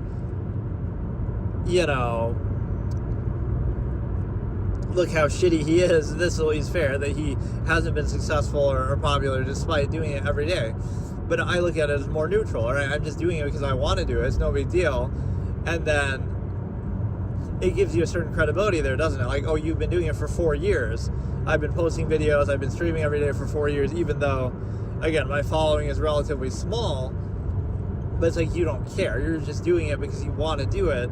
So that would give you some credibility to show, oh, it's not like you just started yesterday and you're trying to bait for views or bait for content. You've been doing it for years without any big payoff or response. And so that shows you're just doing it for the experience of it, right? You would do it regardless. And I feel like a lot of the big streamers, if you were to psychoanalyze, like, typically the really big ones will explode pretty early. Not even that they reach their peak early, but they, how many big streamers have streamed for 4 years and still only had like an average of 1 to 3 viewers, like, right? Normally, if you're going to be successful, it'll show in a shorter span of time, at least to some degree, and that would also be like, because I don't do face cam.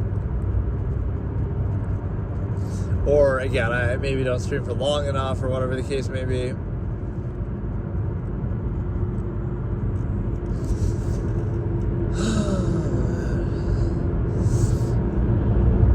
But yeah, if you think about the components, let's review two things: the components of the setup and the kind of stuff I watch on YouTube in general. And then the next session, maybe we can actually react to some stuff. I want to have like a better, more comfortable mic setup for this. That's why I was trying to use that wireless mic, but then I lost my little piece for it before I could even use it. So it's going to be...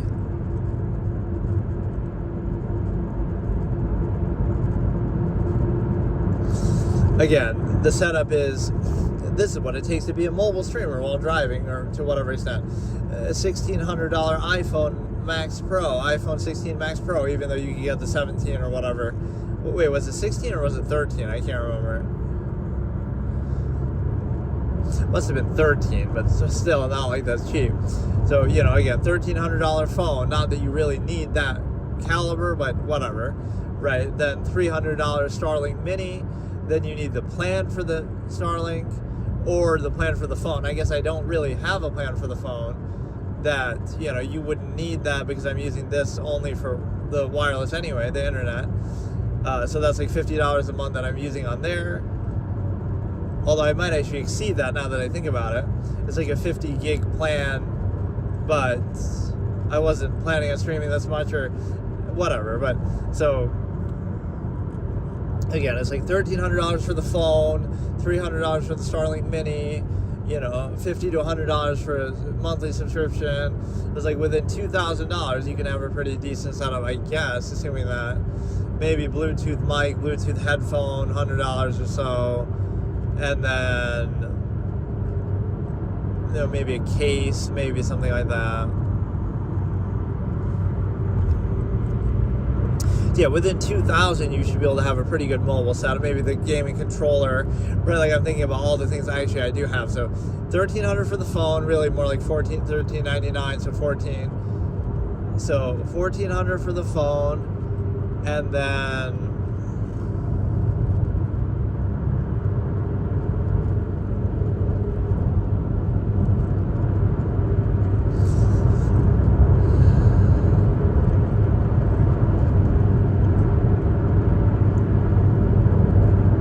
$1,400 for the phone, $300 for the Starlink Mini.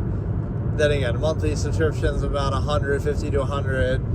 Right, so that's like $17, $18. If you're counting even the first month of that, so $1,800. Then again, my Bluetooth headphone, assuming I'm, you know, listening to stuff, watching stuff on there.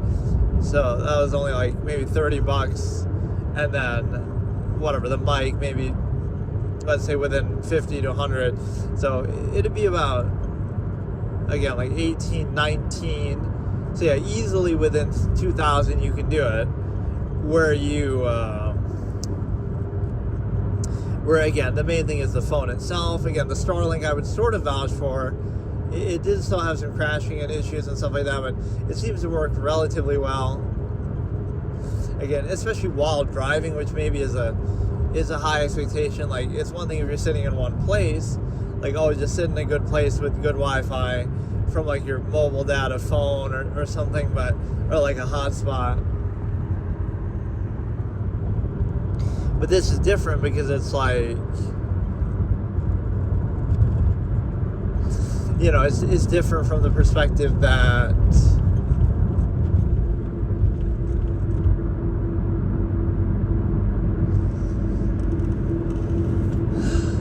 whatever, it's just depends on the area. You're going to get internet maybe in some secluded locations and stuff. It just seems like such an elaborate setup for no good reason, right? Like, why do I have to do all these things to get this to work? Because the mobile data itself would never work. I tried all kind of different things with it. Ones that claim to be fast, but they always throttle you or something.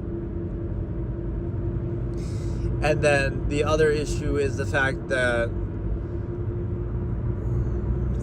or yeah, okay, so whatever. That's the setup, $2,000 setup to be a mobile streamer. And then the main component here is like, okay, you're to do all driving too. I mean, you could just sit there in your room and do it, but then it feels like, why not do it on PC anyway? So like, this is meant to be more mobile, literally, like when you're moving around. But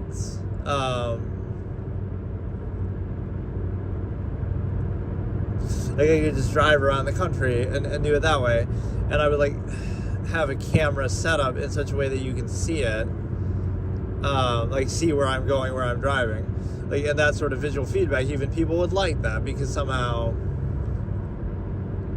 you know, somehow you're able to do it in such a way that,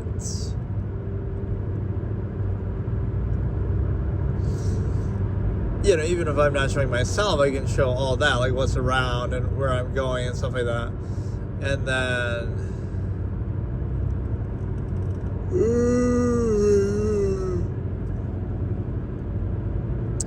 again, what are some of the things I watch on YouTube on a regular basis or in the past? You know, I don't really watch gaming stuff, like I said, too much, because if I'm afraid of getting spoiled on something either that I haven't played or haven't seen everything in the game, I tend to avoid that. I might watch clips from old movies that I like, just random things that I feel like watching. I might watch, again, some of those horror stuff, like top scary moments caught on Ring doorbell camera or something like that feels more organic than something scripted. And then I might also watch the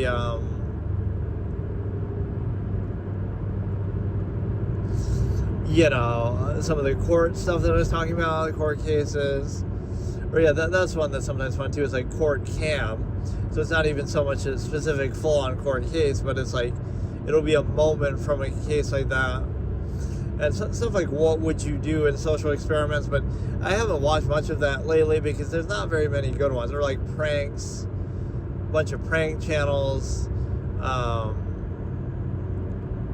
The one guy who says like top-notch idiots, I think, like where he's basically just, oh, you want to get sliced up, and then he has like a slice of pizza that he offers them, but he makes it seem like he's threatening them in the hood, and he's trying to get them some violent reaction or something, which either a lot of these might be fake, or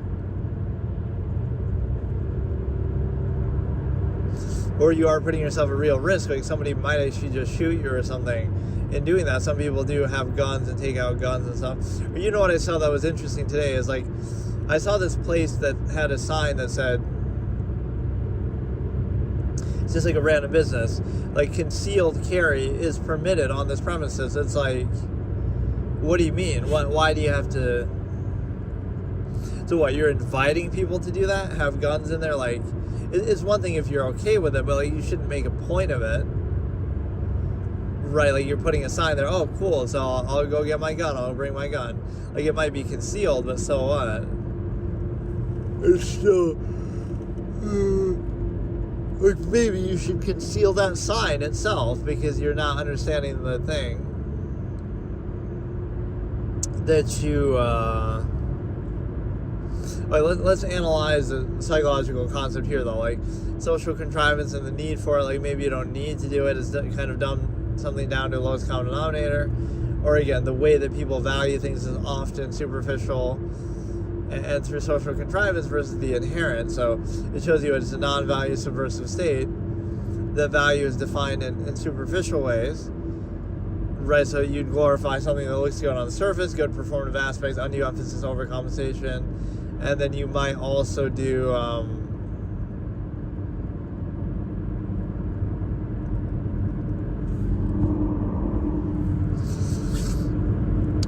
I don't know, but yeah, like between music, court cases, and just a couple of things, prank channels, maybe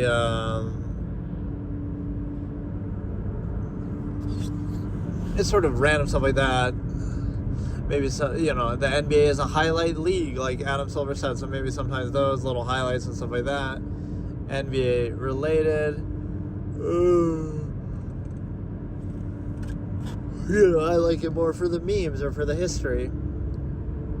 Oh yeah, some of the, oh yeah, see, this dude's been popping up in my shit lately, and I have watched quite a few of his videos, like where he'll be the two guys sitting across from each other, like guess the top 5 of this or that, right? Which there might be a number of channels like that, but I can't remember the name of it, but they just say like, okay, rank the top 5, the blind rank. That's actually kind of how I discovered blind ranking, maybe, as the thing. Like, blind rank top 5 without knowing what comes next, and then they'll just keep doing that. They'll have like a million videos like that. Okay, so today I'm going to do another Absolute Philosophy episode, and this one's going to be a little more disorganized, where like I do the thing that I was doing a couple years ago, where I kind of rehash and try to recreate like the debate format that I used to do, which is sort of like, I sort of use Absolutist philosophy as a blanket term now. It doesn't really apply to all the things I'm talking about. I would call it like revisionist philosophy, or I would call it, you know, the court of reason was the debate format. So like, it wasn't really under all this banner, but I'm just using it as like a banner term now, because a lot of this fits into the whole idea, again, of objectivity and just approaching things like that. And so the thing is, let's talk about a few random topics first, but then I'll go into basically when I'm saying recreation, what I mean is, like, I did that one episode of recreation, which I guess I still haven't uploaded, but I uploaded some of the excerpts to the Court of Reason channel itself.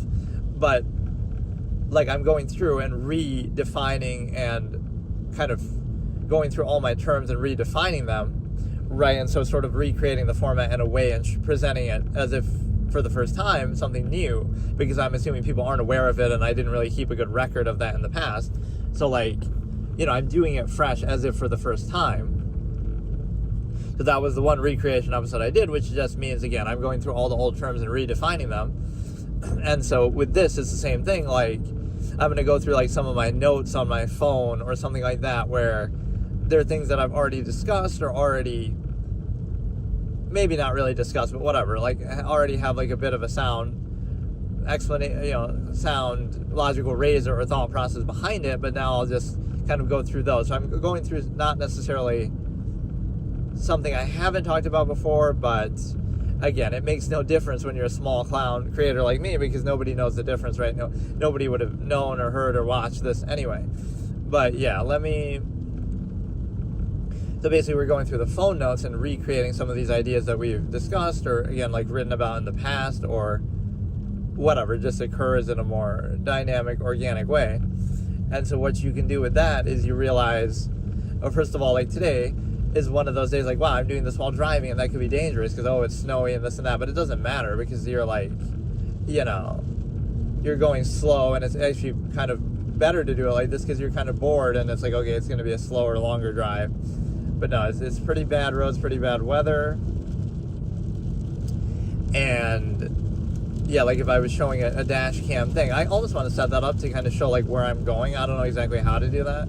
I could like just prop this thing up on the dashboard, but in this case it would be, oh, it's almost a whiteout, you can't even see anything, so like what's the point? Almost as exciting as the white fucking notepad that I have open all the time with this. But what it is let me first of all praise YouTube. I'm going to shill for YouTube, even though not really. It's just like, this is convenient because I like the fact that the auto upload feature of this, and the fact that it'll be there forever. Maybe that's what Twitch needs, is like, your VOD should just stay there forever, which maybe there's a way to subscribe and get that, but like, and again, the viewership from the algorithm and stuff like that of videos that are uploaded on YouTube is generally better than Twitch, right? People aren't really watching Twitch for VODs. They're watching for the live experience, and then the VODs are like a trickle-down effect. Whereas YouTube, they're not really watching for live, they're watching for the uploads, right? That's the main difference. And so I will praise it in the sense that it's kind of convenient just to do this, and now I don't have to worry about editing or uploading or downloading it. So this does make it more of a routine thing. Like, I can just do this and then it's auto uploaded and just not even worry about it. Because again, there's like this perfectionist mentality that sometimes that you have, like where, oh, it has to be just right, or it has to be, you know, done in a certain way, and then you just never do it. So yeah, this is not a bad system of, again, you do the stream, it auto uploads, right? It saves the live, and then presumably forever. I hope I'm not wrong in that, but I am still downloading them just in case. And then it just auto uploads. So that's convenient to the extent that, again, you don't have to do anything else. You just do the live and that's it. And you might think, oh, but you should edit it or something, but there's nothing to edit visually. So the only disadvantage of this compared to a video that I would edit would just be, okay, maybe the thumbnail would be better, which I could still probably change the thumbnail on the live, either before or after. But that would be like, that the beginning doesn't start with me talking right away, so you'll have to skip ahead a little bit. Whereas if I edit it down, obviously I would just edit it with me starting to talk. So that's the one disadvantage. But no, generally I do like this, because again, that's the advantage it has over Twitch, is that the video will upload itself automatically and be up there forever, and the general algorithmic viewership on YouTube of uploaded videos is better than Twitch, because again, Twitch, they only stick around for a couple weeks, or some of the clips and highlights stick around, but generally I haven't seen much from that. Like, not the way that, you know, some of your YouTube videos will have like 50,000 views or something, right? Even for a small channel like me is a good example. That's a good way to kind of test it in a different way, right? Sometimes people who are big channels will try to judge, oh, the algorithm is this or that. But for someone like me, okay, I have 300 subscribers, but at least I have a few videos that have like 50K views and 30K views.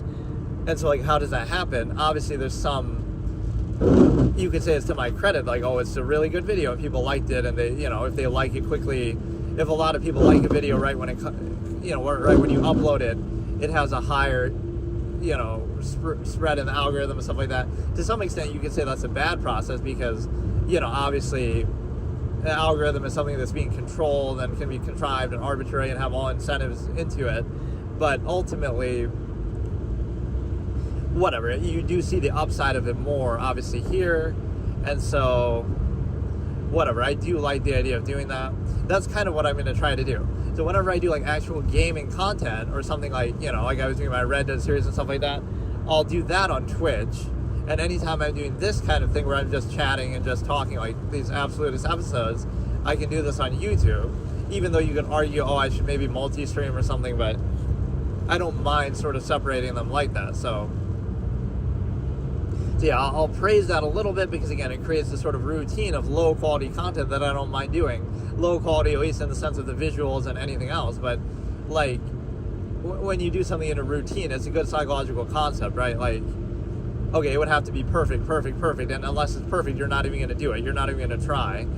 So if you just do it, even if it's lower quality, you just say, okay, you know what, just do it, and then try to improve it over time, instead of just never trying to do it in the first place. And then, okay, let me start with the first topic, which is going to be how I'm going to clown the Path of Exile community till the end of time, because this is one of those egotistical, strange gaming communities. So, like, I played Path of Exile 1 for the first time in, like, 2023, it must have been, right? And so I'm going to clown in the comments, because, like, oh, you're doing this wrong, or you don't know how to do this or that. So here's a few problems with this whole perception, right? And even I was unhappy during the VOD itself, during the stream itself, because not only was I, you know, I was trying to play it blind first playthrough like I normally do, but people were actually helping me more there in the chat, again, as a passionate community. People were helping me more in the chat there than they do in most episodes, and I was actually reading quite a bit of it. So I was even unhappy that, oh, I felt like I got helped too much, and I read chat too much, so I was a little bit unhappy with that session for that reason, that I felt like I got too much help. And then what happens on the YouTube comments? People are saying, oh, you're a moron, you don't know what you're doing. Right, you're doing this wrong and that wrong, despite the fact that I got external help too. So it could be that, oh, I'm just the biggest moron ever, which is fine, right? I don't even care, because again, what does a first session of a game prove, right?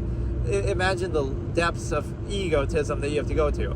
You're not bragging about being like a world first clear, permanent, you know, esports player, whatever, right? You're not bragging about that. You're trying to extract ego from being better than somebody who's playing a game for the first time that you've maybe played for a long time, or even if you want to compare that on a one-to-one level, which is a bit disingenuous, but like compare your first session of playing the game to their first session of playing the game, and then were you really that much better? Would you know all these things that require external research or whatever, or again, a certain amount of time put in to figure out? Again, assuming first of all there's a zero-sum process, like it's, you know, it's fun, you're just kind of wandering around. I like to play blind, I like to figure things out later. I don't like to, you know, just kind of wing it. You can figure it out as you go. It's not like you need to know all these things right away just in the tutorial. So that's the one hand, like the fact that they're extracting ego from this, yes, they were better than me, presumably. They don't have video of it, maybe they can't prove it, maybe they look stuff up, maybe people take those things for granted, maybe the game was in a different state then, so a lot of these mechanics didn't even exist then, but it's like, you're missing the essence of the blind first playthrough and the fact that knowing is half the battle. Like, on one hand, it doesn't matter, right? Someone's playing the game for the first time. If you don't like their playthrough, you don't have to watch it. That's fine. But it's like, it doesn't prove anything either way, right? So like, oh, I'm the best player ever in my first playthrough and I immediately figure everything out, right? So what does that prove? Like, wow, I beat the tutorial in record time. I beat Brutus in record time, whatever. It's like, it wouldn't prove anything. It's just a tutorial, so who cares? And then on the flip side, like, oh, you're not doing everything right, but you don't need to, and that's part of the freedom of gaming. Is it's not just a zero-sum process, like, oh, there's a right and wrong way to do it, and that's it. Maybe I'm doing it out of preference. Maybe I like to play like that. Maybe I, have some suboptimal build that I'm doing, not because I know what is or isn't the best build, but just I prefer that. Like I'm saying, I want to make a strength-only character in Dark Souls, for better or for worse, with the, the advantages and disadvantages you'll get. That could just be a preference that you have. So you're removing the fun factor, the self-actualization. You're trying to turn it into a zero-sum process. You're trying to treat it like egotism, almost like real life or a job or something. But you're treating it like, again, this is how people treat chess to some extent. Like, oh yeah, it's a zero-sum process. There's a right way, wrong way, and that's it. And so part of that is because, okay, it's a game that's got a multiplayer community. It's a game that has a passionate community. It's a game that has a lot of depth and content, no doubt. But you're kind of misframing it that it has to be an egotistical thing. You're just playing it. You're just trying it. It's just your first session. You're not trying to prove anything. Nothing you do would prove anything. Again, you could be the best ever in your first session in the tutorial. So who cares? It's just a tutorial. Or you could be the worst ever. Okay, it's a tutorial. What do you expect? But yeah, the preferences kind of wandering around. There is no, if the game allows you to do it, you can do it. So there is no one-size-fits-all or absolute path that you would be taking. And so that's what I find annoying, is like, I'm not telling other people what to do, but there's this assumption that, like, oh, you're doing it wrong, even though, if you're wandering around, but the game lets you wander around, or, you're doing some suboptimal build, but maybe I'm doing that just out of preference, and I wouldn't know what's optimal or not, but again, I could just say, okay, I want to do all the fire spells, I want to do all this, like, they'll come in with hindsight bias and turn it into an egotistical thing, with years of knowledge base from the community and wikis and add-ons and guides and, so much experience that you take for granted. You see a similar thing like with the WoW community, for example, like just these things that are around for a long time that people play all day, every day and treat it like it's their whole life, which is fine. I can respect that to an extent, but you got to put that in context. So that's sometimes the lost art of the blind playthrough, is just people don't realize what that actually means. A game could be so overwhelming and have so much content that people then treat it like a foregone conclusion, like, okay, we'll never be able to figure all this out, so we may as well look up builds and guides and stuff. But that's just not, and again, you can do that, but that shouldn't be taken as a standard, right? Like, you can still do it blind, and you're not going to know everything like in the amount of time. Let's say it's a 3-hour session. It would be mathematically impossible in that amount of time to understand much more than what I understood, because you would have to read more, which I didn't read, which would have taken more time, which you can certainly do. But again, especially on a first session, I just wanted to get through the tutorial, get some gameplay in. So that could be my preference or fault, that, okay, like maybe I'm rushing, but it didn't feel like it at all, because it took like 3+ hours to just get through Brutus and the tutorial at the same time. But what it means is, like, you would have to use some external knowledge. I don't know where people get off that everything would just be obvious, or again, even that it's important. Like, evidently it's a permadeath first playthrough, so I didn't die. Right, I didn't die in that session, so I achieved my goal. Now they'll say, oh, but you didn't do this well enough, but evidently you didn't need to. You can get through that part of the game. So in a way, that's more impressive than, oh, I did all these things wrong, but I still got through that part of the game, which now you can say, oh, it's only the tutorial, but you're right, it's only the tutorial, so why are they being so egotistical about it and acting like, oh, you're doing a million things wrong, but yet you can get away with doing those things wrong, so what's the problem, right? And I survived, and I did what I intended to do. So you're acting like you need to do all that to get through the tutorial, and then when I get through the tutorial without doing that, you say, oh, well, it's not impressive because it's only the tutorial. So you're treating it like it's such a big deal. But no, that's one community, again, that deserves to be clowned a bit, because you're just not really, you're not getting it, right? Somebody's doing something for the first time that they've never done before, that they might not even do again, right? But you're going in with some preconceived, like, you have something to prove, or it's like a big deal, right? Instead of just treating, okay, it is what it is, you're just trying it, and that's it. Like, it doesn't have to be, and you could say, okay, on a zero-sum elitist basis, like, oh, wouldn't you want to do it more efficiently? But to the best of your knowledge, maybe, or your preferences, like, okay, you might be trying to do everything as efficiently as possible, but you wouldn't necessarily know what is going to be, right? But, you know, you have all these build guides and stuff like that.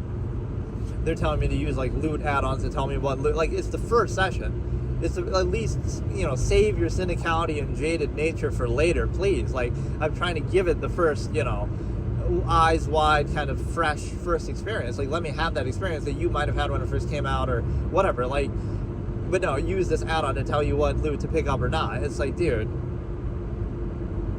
on the first time that you're playing the game, like, no. You do that later, like, okay, once you played it for 1,000 hours and now you're trying to do some, you know, optimal thing, I can understand. But why would you ruin your first experience of something by looking up guides and stuff like that? So, and again, I'm not even telling you not to do that, but then don't do it and then pretend like, oh, look how much smarter I am than you. It's a very disingenuous thing, right? It could be that, okay, you're just dumb and you don't get things automatically that it wants you to do, but frankly, it didn't stop me from surviving or doing what I had to do anyway. Right, so what if I get through the whole game like that? I'm still doing things wrong, but I survive and I beat the game, beat the campaign, right? So then what? So that validates me right there. My criteria is only, it's a permadeath first playthrough and I'm trying not to die. So I didn't die in that session. So mission accomplished. Everything else is like preferential. Okay, you didn't use this ability exactly right, or you didn't use this gem or socket. And it's like, okay, fine. But it doesn't matter so much in that first, you know, and there's like a trial and error. There's like a, you know, knowing is half the battle. Like, those things can be kind of enjoyable, right? You go through a whole game and you're using some suboptimal build with all its strengths and weaknesses, but so what? That's part of the fun. You wouldn't want it to be uniform and robotic, like where everybody does exactly the same thing. A lot of that you don't hear in single player games, right? Nobody would say it as much there, but because it's multiplayer, you feel like in a multiplayer context, oh, they're trying to show off or prove something or be egotistical about it. You know, it's like a zero-sum process, so that's where that element is very odd. So, again, to wrap up that particular point, what you realize is the fact that, again, it's one thing you're passionate about the game, but you have to understand the context of that. Like, it doesn't prove anything either way. It's the first session. There are certain preferences and choices that go into something that, you know, not everything is just a zero-sum, this is the right way, this is the wrong way, right? The preference could be, again, like you're doing a blind playthrough, and you would have to have some comparative analysis, right? People are saying things that, like, this should be obvious or you'd immediately do it, assuming that you even have to do it or have to worry about it at that point of the game, right? It's just so early on, you can figure it out later or mess around with it later. But even if that was true, it's like, okay, it was obvious to everybody besides me, but they don't have video proof of them playing the game for the first time truly blind, so I don't even entirely believe that. But again, what does it prove, right? So that's the weirdest flex ever in the history of gaming, is like, they're better, supposedly, in their first session of a game, in their first session of their first time playing a game, than you were in your first session, first time of playing a game. Not like some high level standard, like, oh no, they're better at doing this world first clear of the whole game, or permadeath, or speedrun, or, you know, doing something of esports impressive, right? Not that, but they're bragging about, oh, I was better, I figured things out quicker in my first playthrough, which you can't even really verify, nor does it really matter, than you. Like, it's just such a, okay, so what? What does it prove, right? Like, you're extracting ego from something because you're so dug into it, you've done it probably for years, I get it. Whereas somebody's just looking at it for the first time, they don't care. Like, not only are they not trying to prove anything, they're trying not to ruin the immersion or the surprise or the, you know, whatever, the whole experience. They're just trying to get into it. So they don't want to use guides or spoilers or stuff like that. So, I don't know. I just find it kind of annoying because, again, it wouldn't have proved anything anyway, and it's only with that kind of community that you see that. Is like, you don't need to worry about those things right away. You don't need to do everything uniformly. You might not want to do it exactly like that. It's not a zero-sum process. Anything it allows you to do, you can do, right? You were able to do it that way. Like, you know, if you're able to do it, then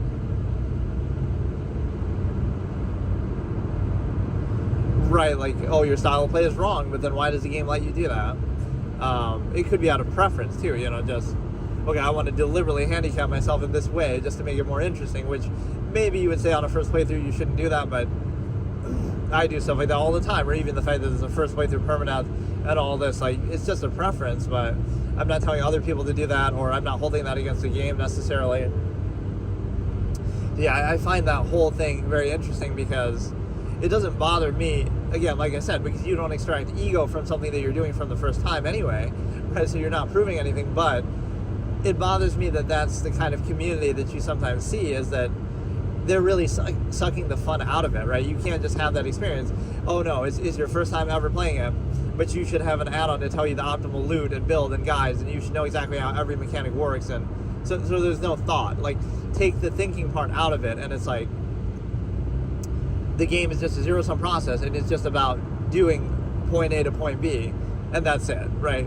Instead of, no, like, let me experiment with this, let me do trial and error, let me mess around with this, let me try to figure this out, let me, you know, do kind of whatever I feel like doing.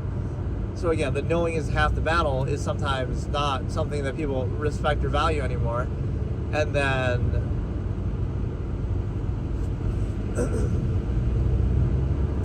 I don't know, like, let me try to put one more ribbon on that conversation. I can't quite think of how to say it. Just, you're being egotistical and trying to prove something. And again, I'm even skeptical of that, but even if you're right, okay, like, they immediately, everybody knows exactly what they're doing, exactly how every mechanic works, which frankly doesn't even make sense, because again, some of these same people who are saying that would have been playing the game from years past, so like, those mechanics wouldn't even have worked that way at that point. So like, things have changed, and like, I don't know, it's people who are really dug in, and it's sort of hindsight bias to try to seem smarter than somebody who's doing something for the first time. So if you were really genuine, okay, when you did it for the first time, you wouldn't know what you're doing either. You know why? Because that's how doing something for the first time works. You wouldn't know what you're doing. That's the whole point, right? Like, I don't get and you don't necessarily even want to know what you're doing right away. You want to figure out over time and learn and whatever. But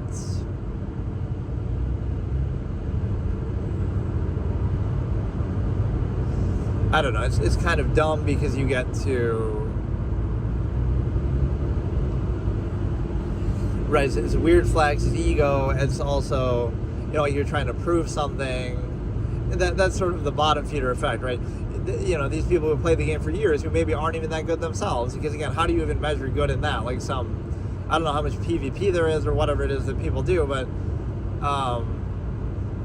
you can't compare yourself to the best players of the game. So you gotta find somebody who's playing the game for the first time and try to feel superior to them, because you're not really that good, but you want to try to find somebody who's, you know, find the worst possible example, which could be somebody playing the game for the first time, and then, oh, look how much better I am than them. So you're trying to validate the years and years that you've spent studying, or now I'm thinking about like chess, like the years you spent studying, the years you spent playing, right? You're trying to feel good about that. But if you really were good, then you wouldn't need to do that. You would feel validated by your own accomplishments and whatever. So I don't see what it proves, really. And so even if it was a zero-sum process, okay, if you don't die and you do everything you're supposed to do, then what are you getting so mad about? Right? Like, you're not getting stuck or struggling. And so, okay, let me think. Last point on that is just, I guess I didn't even get into my notes or anything like that. This is just a totally other random discussion. But what I'm trying to say is that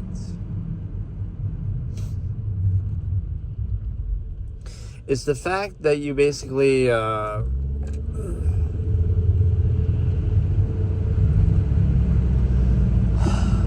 you're coming in with, you know, a lot of preconceived notions, bias, your experience, you have hindsight bias, you have all this, so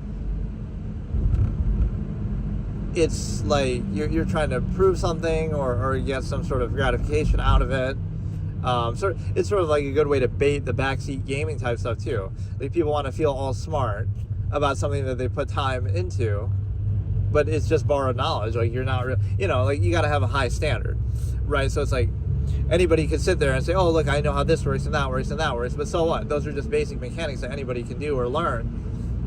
The high level would be like, okay, I'm doing something nobody else has done before, I'm doing like some real challenge or hardcore thing, right?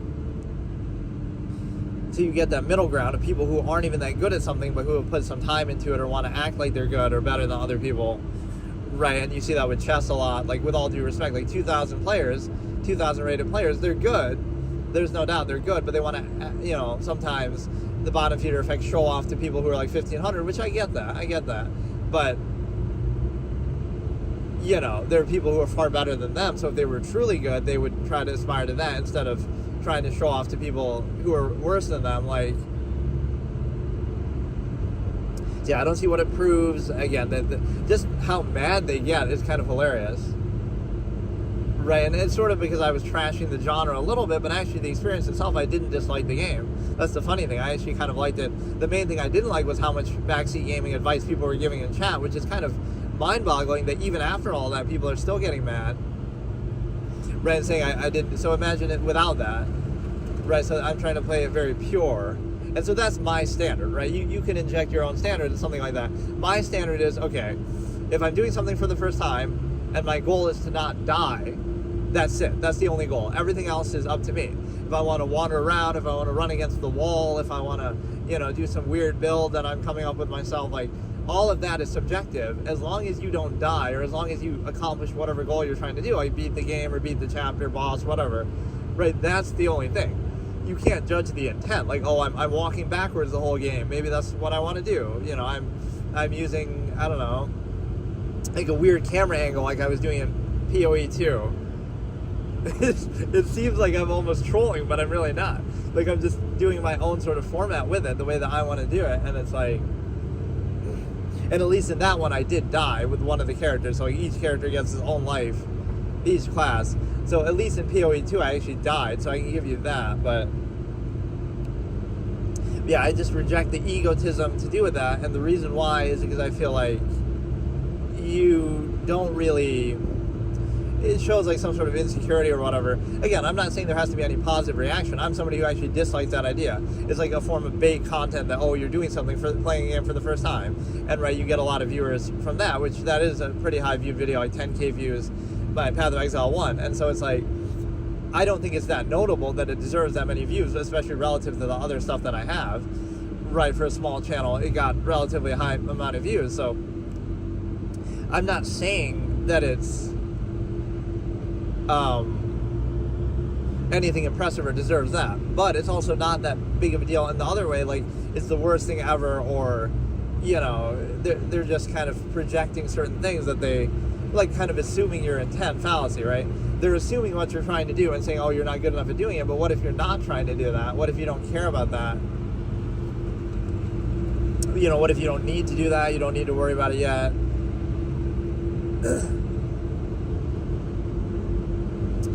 Again, a lot of hindsight bias, that people aren't necessarily being objective with stuff like that either, because if you're going in truly, purely blind and don't know anything about it, right, like, why does it matter then? You're not going to know what to do. It's going to take some time. So within your first 3 hours of doing it, would you really have figured all these things out? And mathematically, you couldn't have, because you would have to read more than what I read in that time, or you'd have to look up stuff and guides and stuff, and so it becomes, it kind of is an interesting thing.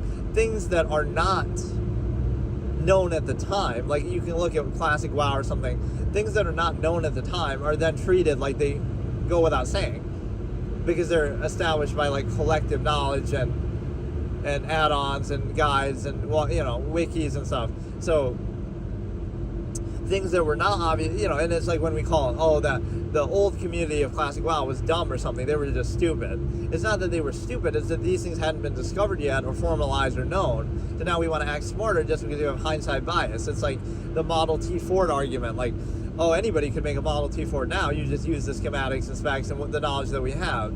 But to do it at the time was a big deal, so that's what you don't realize, is like, anything is easy in hindsight, but then you want to take credit and act smart. No, it's like, you have a guide every step of the way, whereas they had to come up with the guide themselves, or, so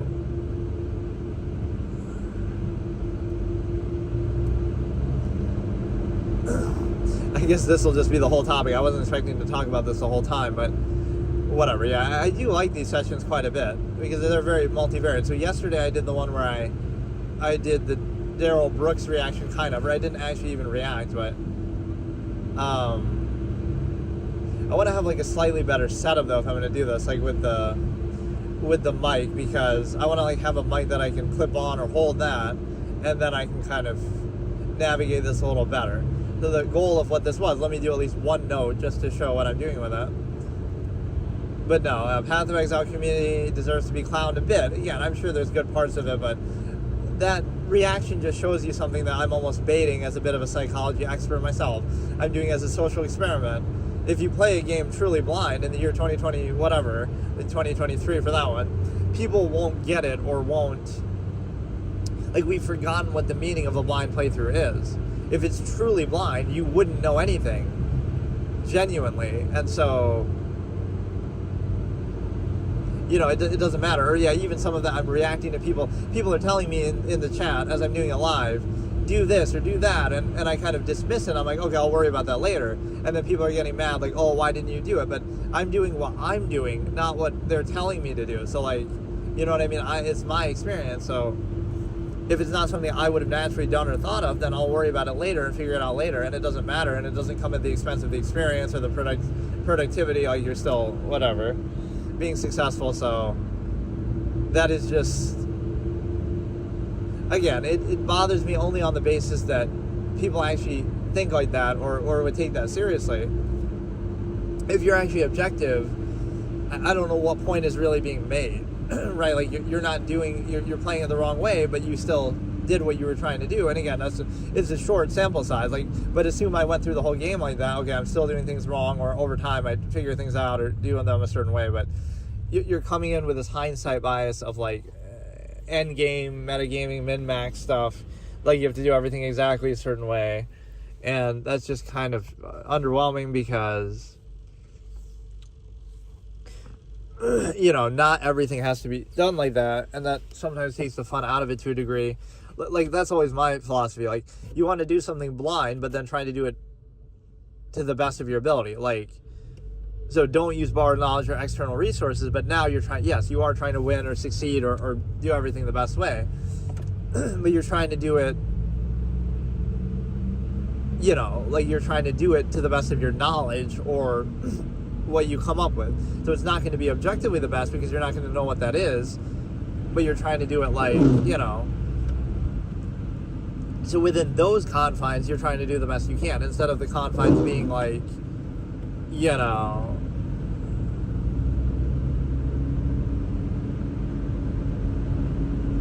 instead of the confines being, okay, you're trying to use all borrowed knowledge and stuff like that to achieve it, and it feels kind of like,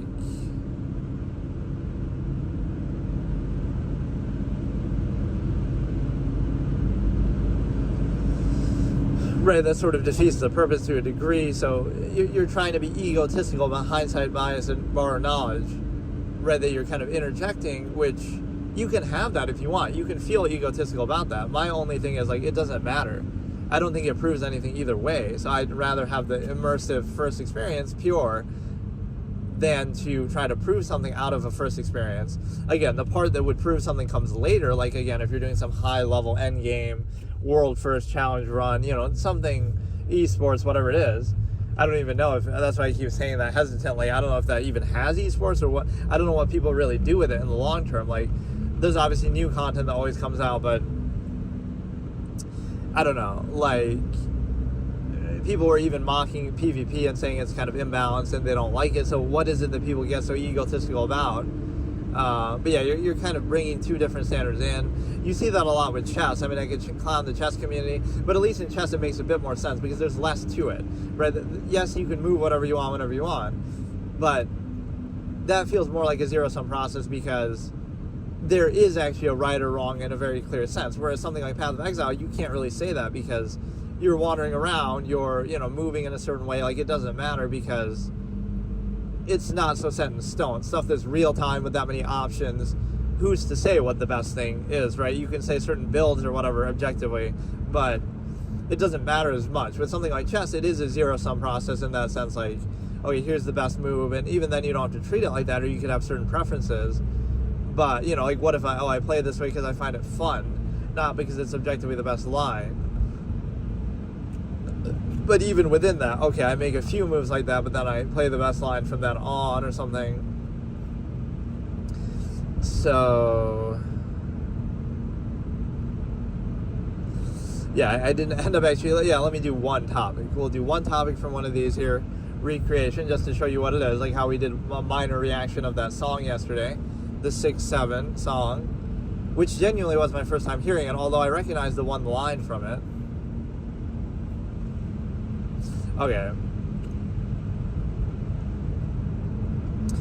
Let me think about this one. Okay.